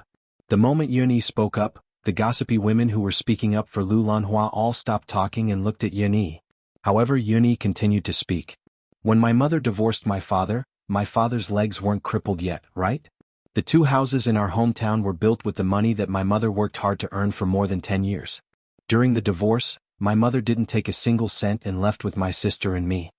My father gambled for more than 10 years. Whenever he came home, he would steal the money that my mother worked hard to accumulate and return to the casino. When did he ever care about us? When did he ever care about my mother? When school started last year, my father gambled again. He lost the bet and even gave the loan sharks a loan. The loan sharks came to my house and even had designs on my sister. Where were you at this time? Where was my father? My mother was able to accept all of that, but what did my father do with the money he won from gambling? Not only did he mix around with a mistress, but he also brought all the money from the family to the mistress's house. My mother has never done anything wrong to my father. Dad brought all of this upon himself. He made a bet himself, so he deserves to have his legs crippled. Yun-yi clenched her fists and roared the last sentence with a complicated expression. Yun-yi didn't want to say anything bad about Yun Gang. After all, he was his biological father. However, under such circumstances, Yun-yi really couldn't hold it in anymore. Today was Qin Yiru's birthday, and LV Lanhua had chosen such a day to cause trouble. If she wasn't doing this on purpose, then what was? Hearing Yun-yi's words, the group of gossipy women instantly stopped talking. It was only then that Yun-yi turned his gaze to Lu Lanhua and growled at her in exasperation. He said angrily to Lu Lanhua, "If it were me who slapped my sister just now, I would have stabbed you to death instead of just giving you a simple slap. My mother has worked hard for the Yun family all her life. But what did she get in return? How did the Yun family treat my mother and my sister in the past? Now that something has happened, you want to cause trouble because our family is rich, right? Let me tell you, I'll take care of my mother and my sister now. You want to cause trouble? No way." Yun-yi's knuckles cracked when he said this. That was the kind of anger that only people who had experienced it could show. The surrounding people were dumbfounded, especially the gossipy woman who had just said that Yun Jian wasn't a good person. Even Lu Lanhua was speechless. No one had expected that Yun-yi, who had always been obedient and polite to everyone and had excellent grades, would say such things in order to protect Qin Yiru and Yun Jian.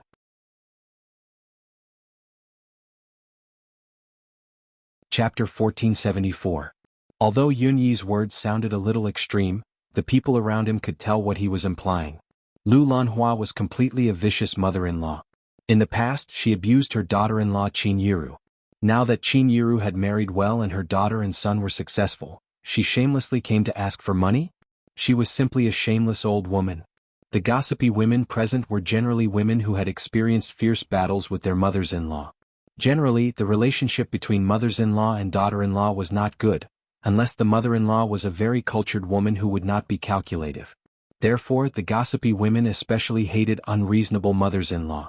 And just as Lu Lanhua's image as a vicious mother-in-law was established, the surrounding people who were watching the show began to point at Lu Lanhua. Those gossipy women simply rushed into the house, took all kinds of vegetables and eggs and threw them at Lu Lanhua. The auntie who reached out to help Lu Lanhua had already helped Lu Lanhua up. Now that she heard Yun-yi's words, she directly let go of her hand that was supporting Lu Lanhua. That was not all. The auntie directly pushed Lu Lanhua to the ground again, and then cursed at Lu Lanhua. "Great. So the slut is you, old woman. I was wondering, Qin Yiru is usually modest and amiable, how could she become like what you said? Damned old woman, get lost. Get out of here. Your skin is really thick. You actually have the nerve to come here and ask Qin Yiru for money? Get lost. Damned old woman. Get out of our villa district. People like you don't deserve to come here." Similar curses like this were endless. What was more frightening was that these gossipy women even ran home to take all kinds of vegetables and eggs, and ran out to throw them at Lu Lanhua. "Great, all of you. Just you wait. All of you are trash. Scum of society. You even want to hit an old woman. See if I don't go to the police station and sue you to death." Lu Lanhua crawled up from the ground in a disheveled manner, brushing away the eggs and vegetables that were thrown at her face as she cursed back at Yun Jian, Yun-yi, and the other gossipy women who were throwing rotten eggs at her. Lu Lanhua was never the kind of old woman who would bow down. She was famous in Xinjiang town for her shrewdness. Of course, Lu Lanhua would not go to the police station to sue them. She was only doing this to find a chance for herself to slip away. As he walked, he continued to run. His face was filled with extreme hatred. It was the appearance of someone who refused to change despite repeated admonitions. Once Lu Lanhua was far away, the people around her, including the gossipy women who had insulted Qin Yiru, came over to apologize to Yun Jian and left. Not long after they left, they were back, came back from the entrance. Came back when they saw Qin's. "Xiao Jian, Xiao Yi, what's going on here?" Qin Yiru asked curiously when she saw the vegetables scattered on the floor and the egg with its yolk cracked open. "A rat tried to steal something but everyone smashed it to death. Mom, let's go home." Yun Jian pulled Qin Yiru's hand and headed home. Yun Jian only gave a brief explanation about the battlefield just now. Qin Yiru had long forgotten that it was her birthday today. She nodded and followed Yun Jian home. The moment she stepped through the door, Qin Yiru saw a variety of dishes on the dining table at home. The variety of dishes was enough to hold a wedding banquet. Qin Yiru was dumbfounded when she saw it. She turned to ask Yun Jian, "Xiao Jian, what's the program today?" "Mom, it's your birthday today." Yun Jian curled her lips into a smile and nodded. "So happy birthday, Mom." Qin Yiru was flabbergasted when she heard that. Gu Junjian had already taken the last big cake out from the kitchen and told Qin Yiru, "Honey, happy birthday. This is the first birthday I'm celebrating for you. I'll celebrate your birthday with you every year from now on." When Qin Yiru heard Yun Jian and Gu Junjian's words, she realized at once that her daughter and husband had given her the cold shoulder in the morning to give her such a big surprise.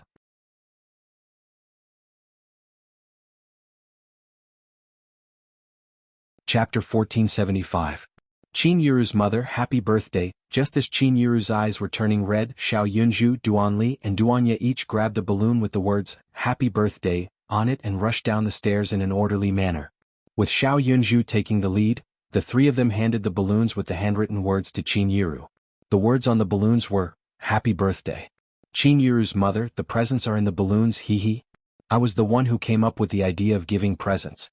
Xiao Yunju took the lead and shook his head. He, Duanli, and Duanya each put their presents in the balloons and handed them to Qin Yiru. Xiao Yunju and the other two had been cooped up in the room since morning and refused to come downstairs for lunch. Qin Yiru had thought it was strange. The three children were usually very obedient, but today they were especially disobedient and refused to come down for lunch. It turned out that Xiao Yunju and the other two had started preparing presents early in the morning and wanted to give her a big surprise now. "Thank you, my babies." Qin Yiru was so touched that she almost cried. She bent down and kissed Xiao Yunju and the other two's foreheads and held the presents tightly in her hands. "Mom, this is mine." Yun Jian also wrapped her present in 3 layers and handed it to Qin Yiru.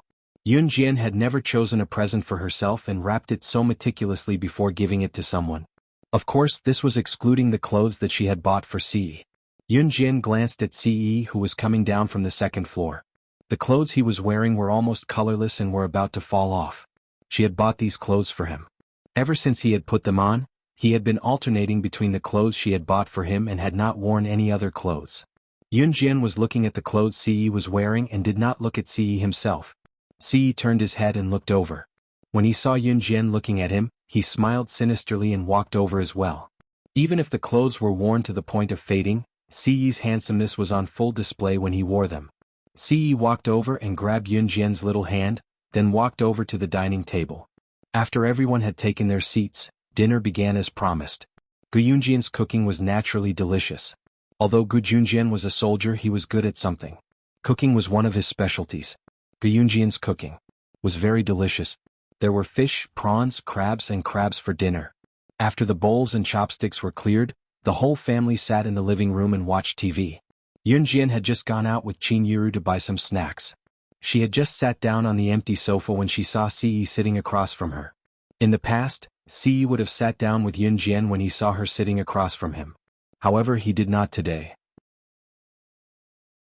Just as she was thinking about this, Xiao Yunju suddenly ran over and stuffed a small piece of paper into Yun Jian's hand. He said to Yun Jian, "Sister, this is from Ce." With that, Xiao Yunju ran over to Ce and exchanged 3 lollipops. Then he ate them with relish. Yun Jian felt like she had been sold. Pressing her lips together, she stopped thinking about it and opened the piece of paper that Ce had asked Xiao Yunju to pass to her. "Xiao Jin, what are you guys passing around so mysteriously? Let Mom see it too," Qin Yiru asked with a smile when she saw the piece of paper in Yun Jian's hand. "Mom, it's nothing," Yun Jian said as she opened the piece of paper. When she saw Ce's flamboyant handwriting on the paper, however, Yun Jian's cheeks flushed as red as a chicken's butt. There was only one sentence written on it.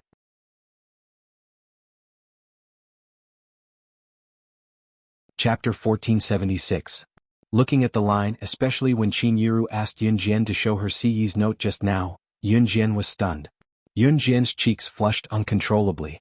"Mom, I'm going to the washroom." Yun Jian hurriedly slipped away. "A note." Qin Yiru really wanted to see what Ce wrote for her daughter. However, Yun Jian didn't give her the chance. She hurriedly walked to the washroom on the second floor. She returned to her room to use the washroom. Gu Yunjian's house was a villa. Every bedroom here had its own washroom.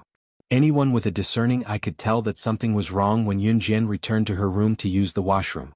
After all, there was a washroom on the first floor. Just as Yunjian finished speaking, Ce, who was sitting on the sofa, stood up and walked towards Yunjian. He even found a brazen excuse for himself. I'm going to change my clothes. If Shuiying wasn't afraid of being thrown into the Amazon forest by Ce, he would have stood up and ridiculed him. Young master, you just changed into the clothes that young mistress bought for you. Now you're going to change your clothes again? T. Change into a sweater. To hell with it. Changing clothes was a lie. Running to find young mistress was the real reason. In fact, everyone there had seen it and knew that Ce was spouting nonsense. However, no one exposed him. Yunjian ran upstairs with the paper written by Ce that made her blush.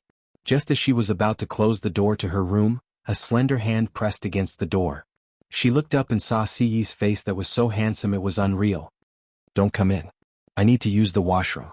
Yunjian didn't want to see Ce at this moment. Hence, she found an excuse to avoid him. She didn't need to use the washroom at all.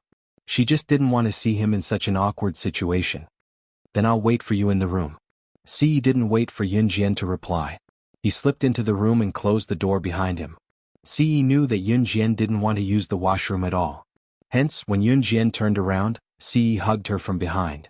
In a few moves, he pressed Yunjian's chest down and her butt onto the bed. Yunjian was caught off guard. By the time she reacted, a certain part of Ce's body was already pressed against her butt. Get up. I need to use the washroom. Yunjian struggled, but Ce didn't let go. The naughty hand hugged her waist from her back and slowly moved upwards. In the end, it circled around two plump areas. Xiaojian, don't move. I'll just hug you. Ce bent down and whispered into Yunjian's ear. It wasn't the first time he had hugged her anyway. However, Yunjian clearly felt her bra being pushed up by a hand that grabbed her breasts at close range and squeezed gently. Let go. If you don't, I'll... Yunjian turned to push Ce away. 3 sneaky voices came from the corridor outside the door. Ce Gij must be having an affair with Jejia. We have to catch them. The teacher said that they'll be sent to the police station if they're caught having an affair. Xiao Yunju's confident voice rang out. Then we mustn't let them escape. Duan Li's voice rang out. Hearing Xiao Yunju and the other two's footsteps, Yunjian dared not even breathe loudly, but she still pushed Ce, trying to get Ce to stand up. As she pushed, however, Yunjian's hand was placed very low because she couldn't lift it. As she pushed, her hand suddenly slid over a certain part of Ce's swollen part. The part that was pressed against her but actually grew thicker.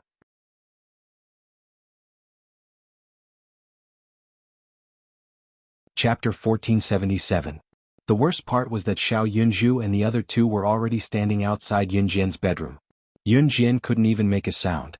If she were to say anything now, Xiao Yunju and the other two would hear her. Ce's breath instantly became heavy. He was a righteous young man who had never had sex before. He had never even touched a woman's hand before. This time, the woman he loved was lying in front of him. If he could resist, he might as well change his name to woman. He reached out and hugged Yunjian. At this moment, Xiao Yunju, who was standing at the bedroom door, spoke again. I'm sure that big brother Ce is in big sister's room. Should we rush in now to catch them in the act or wait for them to come out? I see that the police always rush in to arrest people. Should we rush in too? Duanli suggested. That's impolite. Our teacher said that we can't be so impolite. At this moment, Duanya spoke in a serious tone as if she was reading a book. Her words were especially loud. Xiao Yunju and Duanli spoke softly. They knew that they had to speak softly because big sister and big brother Ce would hear them. However, Duanya was still young, so she spoke loudly. The moment Duanya spoke, Duanli hurriedly covered Duanya's mouth and whispered, Shh. Don't speak so loudly. Big sister and big brother Ce can hear you in the room. In fact, Yunjian and Ce had heard them a long time ago. Even though Xiao Yunju and the other two spoke softly, Yunjian and Ce could still hear them. Yunjian's expression darkened when she heard Yunju and the other boys talking about her and Ce as if they were really having an affair behind everyone's back. Xiao Yunju and the other two waited outside the door for more than 10 minutes. Ce and Yunjian maintained the same posture for more than 10 minutes. Ce, who was burning with lust from Yunjian's teasing just now, calmed down. If it weren't for Xiao Yunju and the other two guarding the door, Si wouldn't have cared that Qin Yiru and Gu Junjian were still awake when Yunjian accidentally touched his manhood. He probably wouldn't have been able to hold himself back and would have ked Yunjian.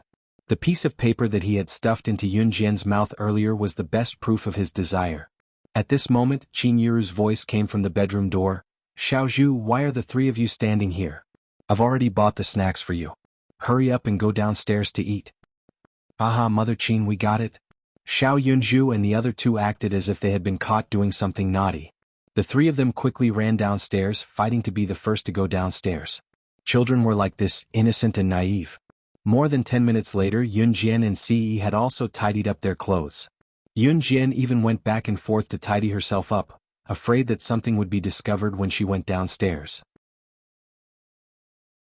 When Yunjian went downstairs, Shuang even forcefully pulled Si Luo's hand.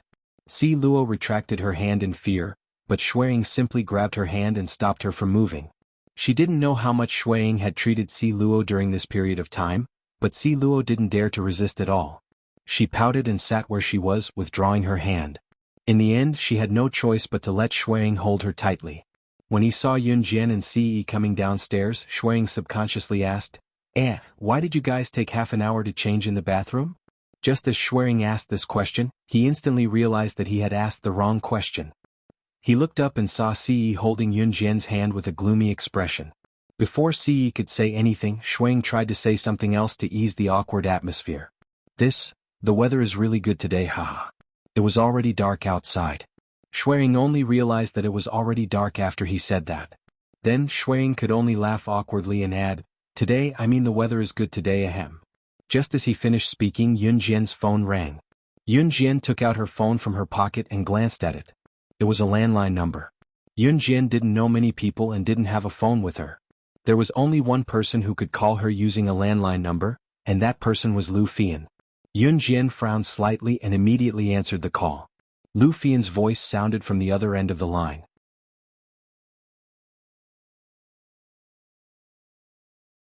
Chapter 1478. Wang Kankan was in trouble. After all, she was her friend and had nothing to do with Yunjian. LV Fian didn't want to trouble Yunjian, but she had no choice. She usually stayed at school on weekends and had no friends or relatives. Moreover, it was late at night. There were 6 or 7 students in her class who didn't go home on weekends and stayed at school. LV Fian had already asked them for help one by one, but no one was willing to help her. She had no choice but to use the school's landline to call Yunjian. Today's matter was very important because if they couldn't save Wang Kankan, then Wang Kankan's life would be ruined. LV Fian knew Yunjian's ability and knew that Yunjian had the ability to protect herself. Therefore, LV Fian called Yunjian today to ask for Yunjian's help. When Yunjian heard that Wang Kankan was in trouble, she immediately thought of Wang Kankan's friendly face. When Yunjian was with LV Fian and Wang Kankan didn't completely ignore Yunjian just because she and LV Fian knew each other. Usually, when the three of them were together, Yunjian was always the one who was the most embarrassed and easily ignored. However, Wang Kankan didn't ignore her. Of course, the most important thing was that Wang Kankan chose a gift for Qin Yiru for Yunjian. Qin Yiru liked it very much. She just put on the apron that Yunjian gave her and said that she must wear it to work tomorrow. Yunjian had never chosen such a birthday gift for anyone. It was all because of Wang Kankan that Qin Yiru liked her gift. Wang Kankan was very careful when choosing the gift. In order to choose a gift that could make Qin Yiru happy, Wang Kankan even asked Qin Yiru about her hobbies, work and so on. In the end, after careful selection and careful analysis, she came to a conclusion and finally chose to buy an apron. Because Qin Yiru could use it at work and it was very practical. Therefore, Yunjian had told Wang Kankan that she owed her a favor. As long as it was within the scope of the conditions, Yunjian would help her. It was time to return Wang Kankan's favor. Yunjian wanted to go too. Wait for me at school. I'll be right there. Lu Fian nodded while sobbing. She sounded like she was scared out of her wits. After hanging up, Yunjian turned to look at Ce. Then she looked at Qin Yiru and said, I'm going out for a while. After that, Yunjian turned around and walked out. I'll go with you. Ce wanted to follow her. At this moment, Yunjian had already walked quickly to the main entrance. Ce followed behind Yunjian. The two of them stood at the main entrance where Qin Yiru and the others couldn't see. I'm going with my classmates. It's urgent. Wait for me at home, Yunjian said to Ce. I'll go with you. Si repeated himself like a child. Yun Jian suddenly stood on her tiptoes and moved closer to Si. She tiptoed and moved closer to Si. Then she planted a kiss on Si's lips. This kiss was very short, but after Yun Jian's kiss, Si didn't insist. Give me the keys. I'll be back soon. Yun Jian's Ferrari had been repaired, but it hadn't been returned from the repair shop. She could only reach out and borrow the car from Si. Come back and let me touch it again. I'll give it to you.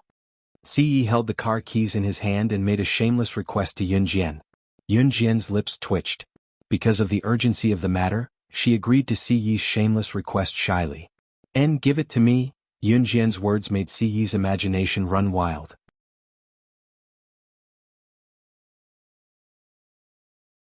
Chapter 1479. When Yun Jian drove to Lu Fian's school gate, she saw that the girl was already waiting for her not too far away. Lu Fian's small and delicate face was scrunched up tightly. Lu Fian was still the same as before. If something happened to her friend, she would not sit idly by. When she had just been reborn, the first person Yun Jian met who helped her in Xinjiang town's toilet was Lu Fian. Lin Mingyu, who went against Yun Jian back then, was the daughter of Xinjiang town's principal, but Lu Fian was not afraid of offending Lin Mingyu. Even if she would be implicated, Lu Fian helped her. Yun Jian liked Lu Fian's personality as her friend. Get in, Yun Jian said to roll down the window. Lu Fian did not think much about how Yun Jian knew how to drive a car because she was worried about Wang Cancan. She told Yun Jian once she got in. Xiao Jian, something happened to Cancan. She called me half an hour ago when she was in the toilet and said that Senior Duan Ming wanted to take her to a hotel but she wasn't willing. Senior Duan Ming said that they wouldn't do anything if they went to a hotel, so she agreed. I didn't think much about it at the time because Senior Duan Ming's conduct in school is still decent. I called Cancan later and realized that I couldn't get through to her phone. Just now, a girl who stayed over in our class said that Duan Ming's family was poor, so he often used his good looks to seduce girls. He abducted girls from school to a hotel and contacted some shady young men to sell the girls' virginity. Listen, the girls who were sold were sullied by more than 10 men in one night. The girls didn't dare to speak about it because the men forced them to take drugs and made them addicted to drugs. Some girls were originally good girls, but because they were addicted to drugs, once the drug addiction kicked in, those girls were originally clean and honest girls, but because of this damn drug addiction they even went to nightclubs to sell their bodies. My classmate told me just now that a girl in our school received 5 customers a night because of this. Speaking of this, Lu Fian was already a little scared. At the same time, she hated drug traffickers. Drug traffickers were one of the most detestable people in the world. They only cared about their own profits, but they would do anything to harm other people's families. This kind of scum can only die, Yun Jian said. Then she stepped on the accelerator and went to the hotel that Lu Fian mentioned. Fortunately, Wang Cancan had told Lu Fian about the hotel where he and Senior Duan Ming had booked a room. Tomorrow Red Hotel. As soon as they entered the hotel, Yun Jian and Lu Fian asked the receptionist for Wang Cancan's specific room and went to the hotel. It was room 319. In the easternmost corner of the 3rd floor. On the easternmost staircase and elevator on the 3rd floor, there was a group of more than 10 people. They seemed to be accomplices. Outside the hotel, Duan Ming was squatting on the ground with his hands on his head. It was obvious that he had done something bad. Once this is done, you will be rewarded handsomely. A man at the side patted Duan Ming's head. He did not treat Duan Ming as a human at all and threw down a large pile of RMB from Duan Ming's head. Brother Xiong, how long has Mao Doer been in there? When will he be done? We brothers can't wait any longer. One of the men pulled up his pants and asked the man who was throwing money at Duan Ming. What's the rush? We just went in. Just as the man finished speaking, 2 figures ran up the stairs. Yun Jian and Lu Fian had clearly heard what the man had just said. They were already certain that Wang Cancan was in the hotel. Wang Cancan is inside? Yun Jian walked over to the hotel. Asking this question was just a slip of the tongue from Yun Jian's mouth. Who are you? Seeing that Yun Jian actually knew about Wang Cancan, the man immediately raised his voice. I will only give you 1 second to consider. Hand over Wang Cancan, or else none of you will leave today. All of you will die. Yun Jian glanced at them from the corner of his eyes, his sharp eyes causing the dozen or so people present to be stunned.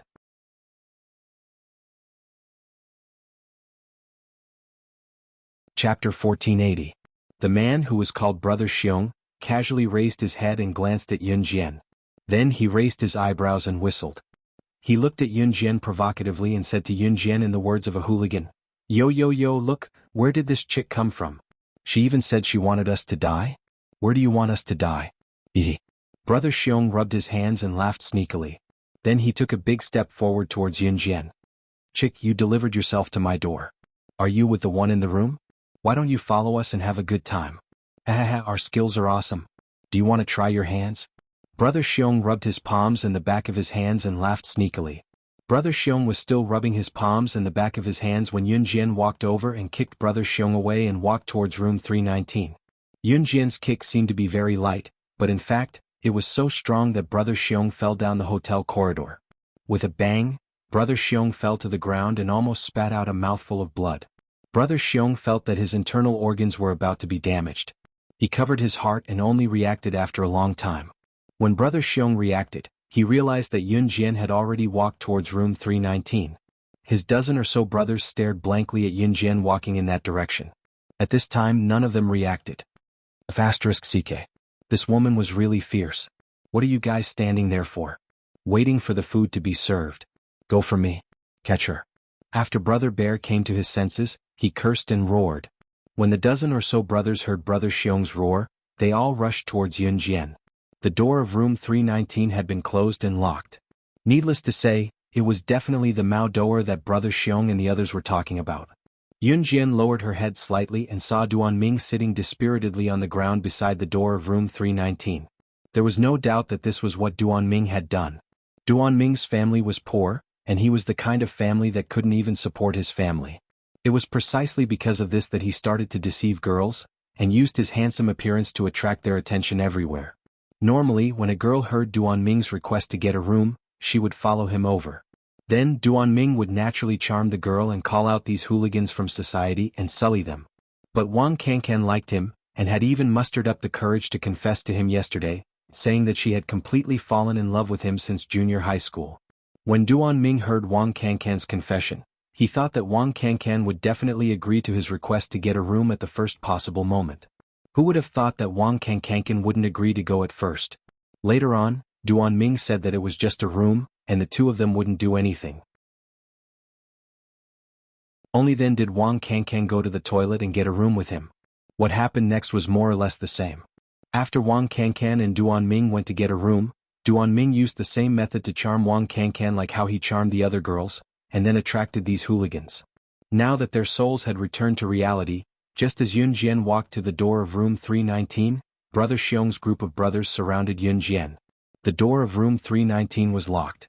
Standing there, Yun Jian was like leaning against a wall and being surrounded by these people. Brother Xiong wiped his mouth and chuckled. "Ha, let's see where you can run to now." Without the key to room 319 no one could enter. At least that was what Brother Xiong thought. Everyone present thought the same. Xiao Jian. Lu Fian had witnessed Yun Jian's ability, but she still called out worriedly as she stood outside the circle and watched Yun Jian being surrounded by the crowd. "Of course, I'm going to open the door and escape," Yun Jian said with a light press of her lips. "What did you say? You want to open the door? Ah. Are you stupid or stupid? The door is locked from the inside. You want to open it? Unless you have the ability to pick locks, you're just a young girl. You want to go into the room? Don't be ridiculous. Ah.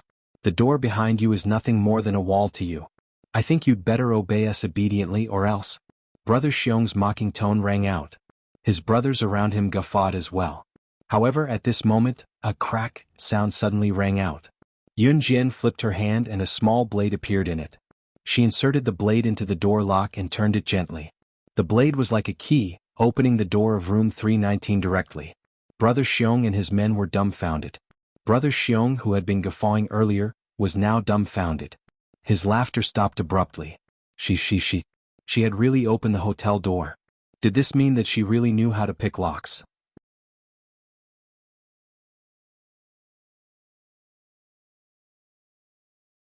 Chapter 1481. Such a young girl was actually a professional at picking locks? Brother Xiong and his group were all dumbfounded on the spot. They were all stunned on the spot, unable to react at all.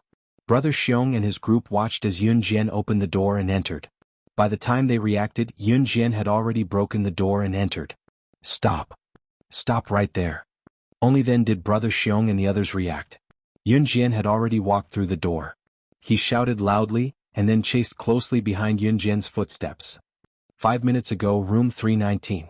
Inside the room, Wang Kankan had just woken up when he found himself lying flat on the hotel bed.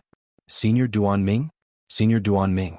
Wang Kankan shouted twice and realized that her mouth was dry. She raised her hand and gently placed it on her forehead, but felt that her hand was quite heavy. Yo, the little beauty has already woken up? At this time the sound of the shower in the toilet stopped, and a fat body walked out of the hotel toilet. This fat figure weighed at least 160 kilograms, and was so fat and clumsy that it made people shudder. This person was the Mao Doer that Brother Xiong and the others were talking about. Mao Doer looked at Wang Kankan foolishly, as if he had seen some delicacies. He wanted nothing more than to pounce on Wang Kankan and push him down. But at this moment Wang Kankan could not escape, so Mao Doer did not plan to pounce on him immediately. As for this meat, he had to slowly taste it before he could enjoy its taste. The fat Mao Doer rubbed his hands that were covered with black hairs as he walked towards Wang Kankan. You. Who are you? Where's Senior Duan Ming? Wang Kankan struggled to get up, but she suddenly felt that her body was as soft as mud, and she couldn't stand up no matter how hard she tried. Hee little beauty, you won't be able to escape. Who are you talking about, that brat Duan Ming? Ah, he's right at the door. He bought your first night for more than a dozen of US brothers. I'm the first one to enjoy you. Just stay where you are obediently and don't move. Big brother will dote on you right now. Mao Doer rubbed the back of his hands and was about to pounce on Wang Kankan. What? It's Senior Duan Ming? This is impossible. Wang Kankan's face was pale and powerless. She looked at Mao Doer and growled with certainty. Her Senior Duan Ming wouldn't betray her, he wouldn't. He wouldn't bring her to such a place just to sell her, but the drink that Senior Ming had given her when she was unconscious. When she woke up, she felt weak all over. Wang Kankan shook her head in disbelief, but she already knew what was going on. Who did this? She was just unwilling to admit it. Little girl, there are no good men. You were tricked, blame yourself for being stupid. Aha, come over now and let big brother dote on you. Mao Doer chuckled and leaped towards Wang Kankan, who had collapsed on the floor beside the bed. Get lost. Scram. Wang Kankan had never thought that she would encounter such a thing. She screamed loudly and waved her hands, trying to wave away Mao Doer's disgusting hands that were covered in black hair. If one were to compare a girl's strength with a man's, there was no doubt that the man's strength was greater. Furthermore, Wang Kankan had taken a knockout drug. Her hands were completely stiff and could not be lifted at all. Mao Doer's dirty hands had already grabbed onto Wang Kankan's clothes, and just as Mao Doer was about to tear Wang Kankan's clothes apart, suddenly Mao Doer was kicked so hard that she fell to the left side of the clothes rack. Wang Kankan had already thought of committing suicide in despair. She had even reached out to grab a glass on the bedside, intending to break the glass and swallow the glass to commit suicide. But Mao Doer was suddenly kicked away, causing Wang Kankan's eyes to widen. In the next second, what entered her eyes was Yun Jian's beautiful and exquisite face. As soon as Yun Jian entered the door, she kicked Mao Doer, who weighed 160 pounds, away. This scene caused Brother Xiong and the others who followed behind to be stunned on the spot. With Mao Doer's weight, even the strongest person in Brother Xiong's group couldn't lift him at all. And the result? This little girl kicked Mao Doer away as soon as she entered the door. She actually kicked Mao Doer away.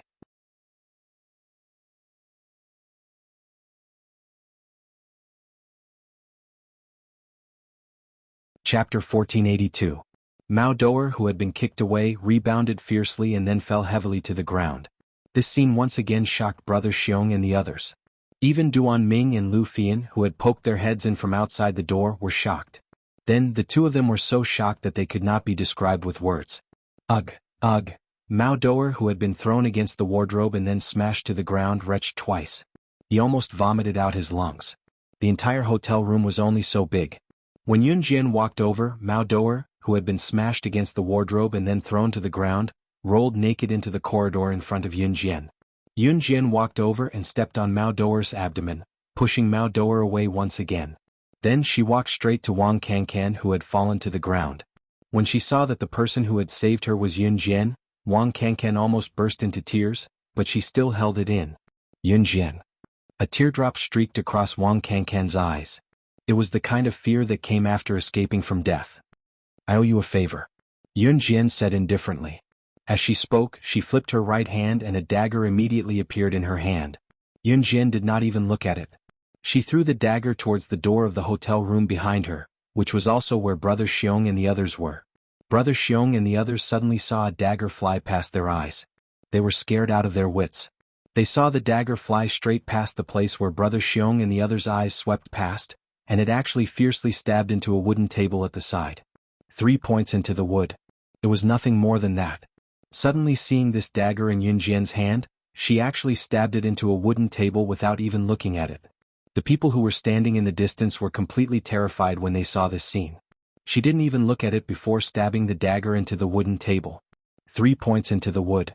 If the table was replaced with the heads of everyone present, none of the people present dared to imagine what would happen to them if that were to happen. This little girl was not human at all. She was a devil. That kind of demon that made people panic, surprise, and fear. Get your asses in here. At this moment, Yun Jian bellowed with her back facing Brother Xiong and the others. With this shout, Brother Xiong and his men, who were crowding at the door, hurriedly squeezed into the house. Yun Jian's shout startled Brother Xiong and the others. Then they all swarmed in through the door. Unknowingly, Brother Xiong's group had become so obedient. This scene stunned Duan Ming, who was paralyzed at the entrance. Every time Brother Xiong and his men appeared in front of him, which one of them wasn't insolent? That arrogant look simply did not treat him, Duan Ming, as a human being. Every time Duan Ming tricked a girl as if his entire body had been sucked out of him and was paralyzed at the entrance, Brother Xiong would sprinkle him with 10 or so Grandpa Mao, and then sprinkle Grandpa Mao over his head without treating him as a human at all. Duan Ming thought that Brother Xiong and his group could be so arrogant in front of anyone. But Duan Ming was wrong. Yun Jian was just a little girl in her teens, but she had the ability to order Brother Xiong and the others around. She had the strength to make Brother Xiong and his group obey her orders. "Ha sis, do you have any orders for this?" Brother Xiong, who was in high spirits just a moment ago, was now standing in front of Yun Jian like a pug. He looked at Yun Jian and forced out a smile, as if he was afraid of angering Yun Jian. In fact, Yun Jian had only made a few moves, and it was only those few moves that made Brother Xiong and the others feel fear towards Yun Jian from the bottom of their hearts. "Apologize," Yun Jian said softly. Brother Xiong didn't react for a moment. "I told you to apologize." Yun Jian kicked the back of Brother Xiong's knee, causing him to kneel down in front of Wang Kankan. "F***ck, you little doll, you really think you're invincible?" There was a very ugly man on Brother Xiong's side who couldn't stand it anymore. Being bullied by a little girl like this, was this a joke? Just as the man was about to speak, 2 bright blades flew over the man's head and neatly nailed themselves into the wooden wall behind him.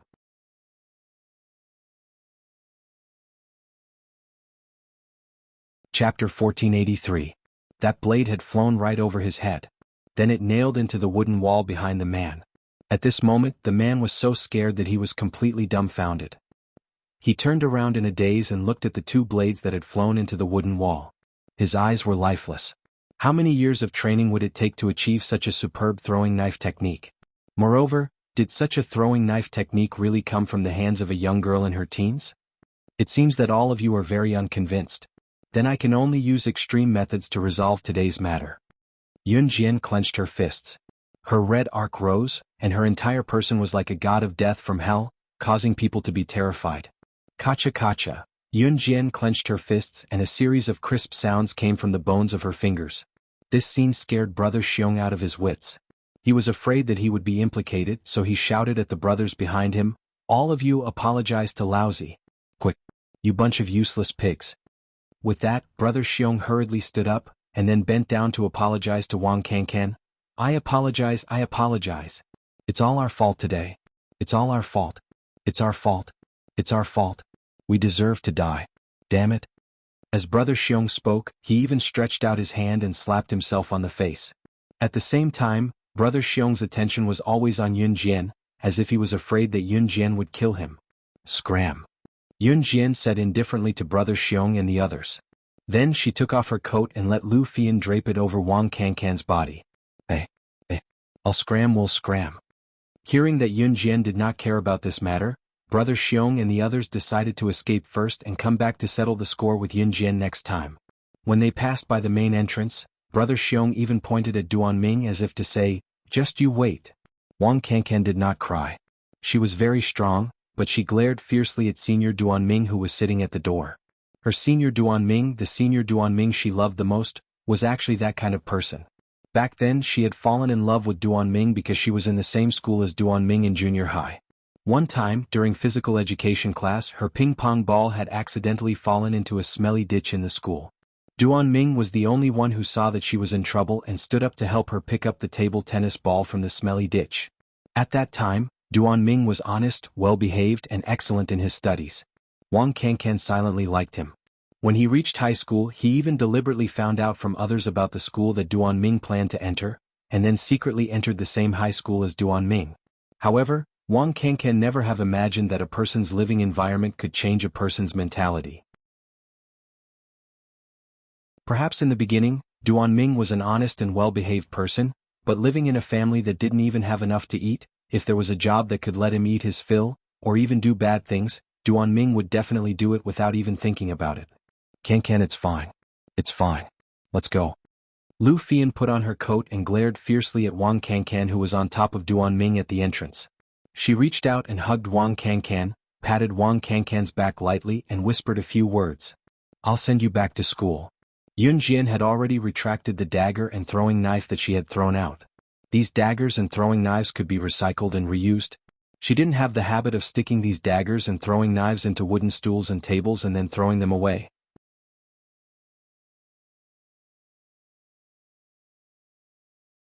Chapter 1484. Yun Jian did not understand Wang Kankan's feelings nor did she know how to comfort him. In the end, she left after sending Wang Kankan and LV Fian to school.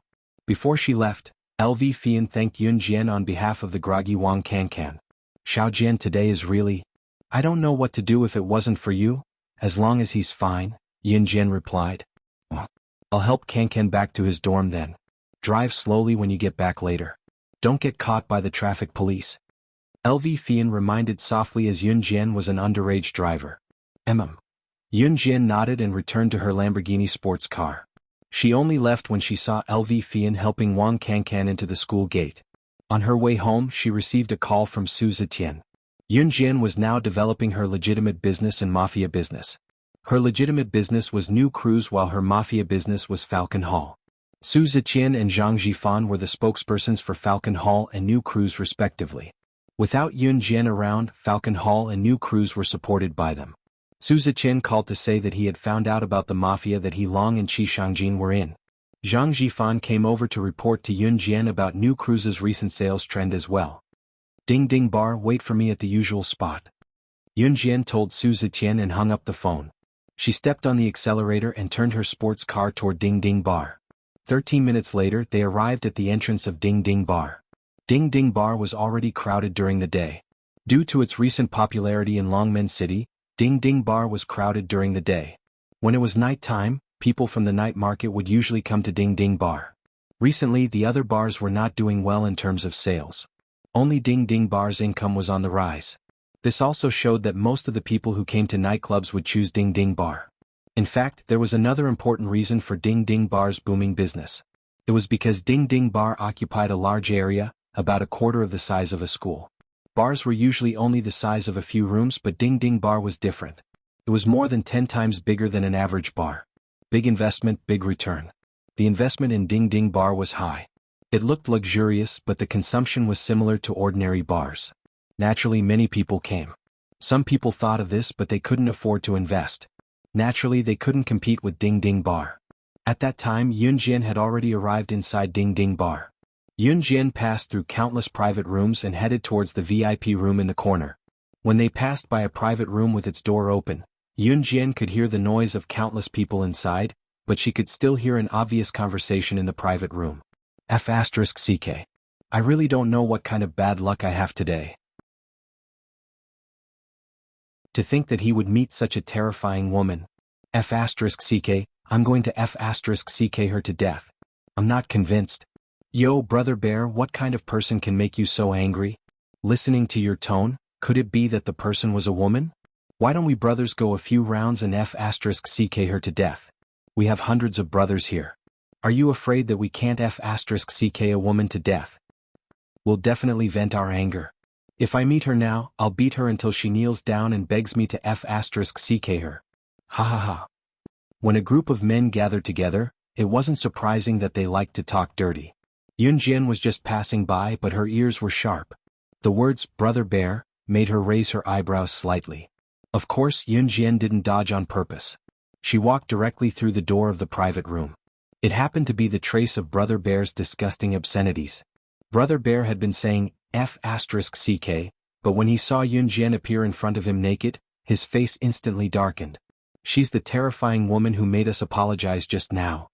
Brother Bear saw that Yunjian's eyes were on the road ahead and not looking into the private room at the entrance, so she did not hear him telling his other buddy that he would beat her until she kneeled and begged him to f***ck her the next time he saw her. It was an extremely perverted threat. In the end, before Yunjian could even make her way over, one of his slow-witted brothers actually bellowed at the sight of her. This roar made Brother Bear tremble with fear. Brother Bear had always been afraid of Yunjian from the bottom of his heart. Although he wanted to take revenge, now wasn't the time.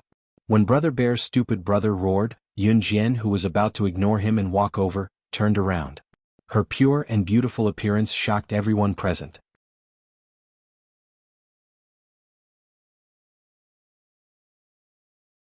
Chapter 1485. When Yunjian glanced over, Brother Xiong and the rest who had seen Yunjian's skills before were so frightened that their faces changed.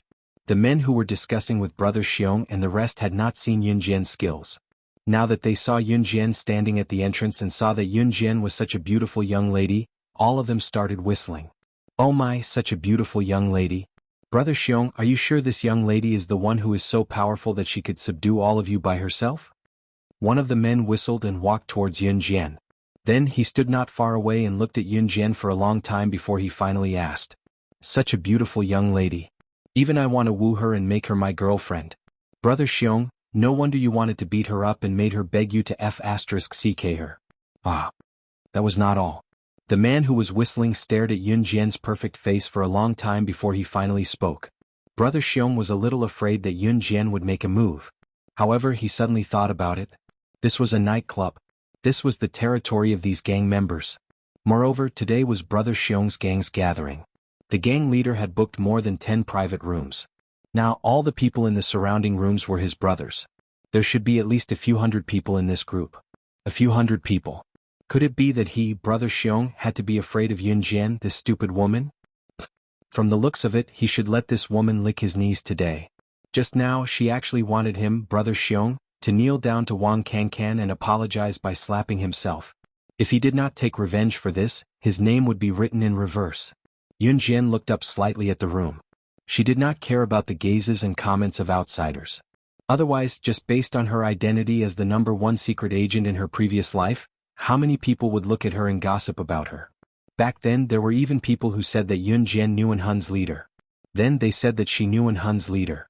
The reason why she could sit at the top of the international secret agent ranking was all because she opened her legs and served Hun's leader. Although she had met CE after her rebirth, she had relied entirely on her own abilities to climb up to that throne. She had not relied on anyone else. As the saying goes, it's up to you to decide what others say. You just have to walk your own path. Therefore, after hearing what these people said, Yunjian decided to ignore them and walk forward. But just as Yunjian took 2 steps forward and was about to ignore Brother Xiong and the others, Brother Xiong's roar rang out in time. Stop. It is you. Stop right there. You still haven't settled the score between us.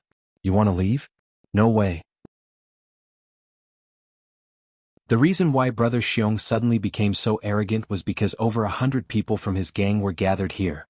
Could Yunjian withstand the attacks of hundreds of people by herself? Well, he didn't believe it. Yunjian raised her eyebrows slightly and turned around. Originally, he thought that Brother Xiong and his group had already learned their lesson, but he didn't expect them to still be so stubborn. What? Yunjian crossed her arms in front of her chest. Her frail body looked rather frail, but when she turned around, her sharp eyes seemed to be able to kill everyone present. Brother Xiong was so frightened by her sharp eyes that his body trembled violently. However, Brother Xiong still calmed himself down and pretended to be very calm as he looked at Yunjian. I want you to apologize to us. Otherwise I will let you die a horrible death. That you're tuning in to the Han Li's Wuxia Adventures YouTube channel. We're so grateful for your support, and don't forget to subscribe to join us on this incredible journey through captivating stories. Your generosity through donations truly makes a world of difference, as it's the primary source of revenue that allows me to expand and enhance this channel for you. Thank you from the bottom of my heart for being a part of this adventure.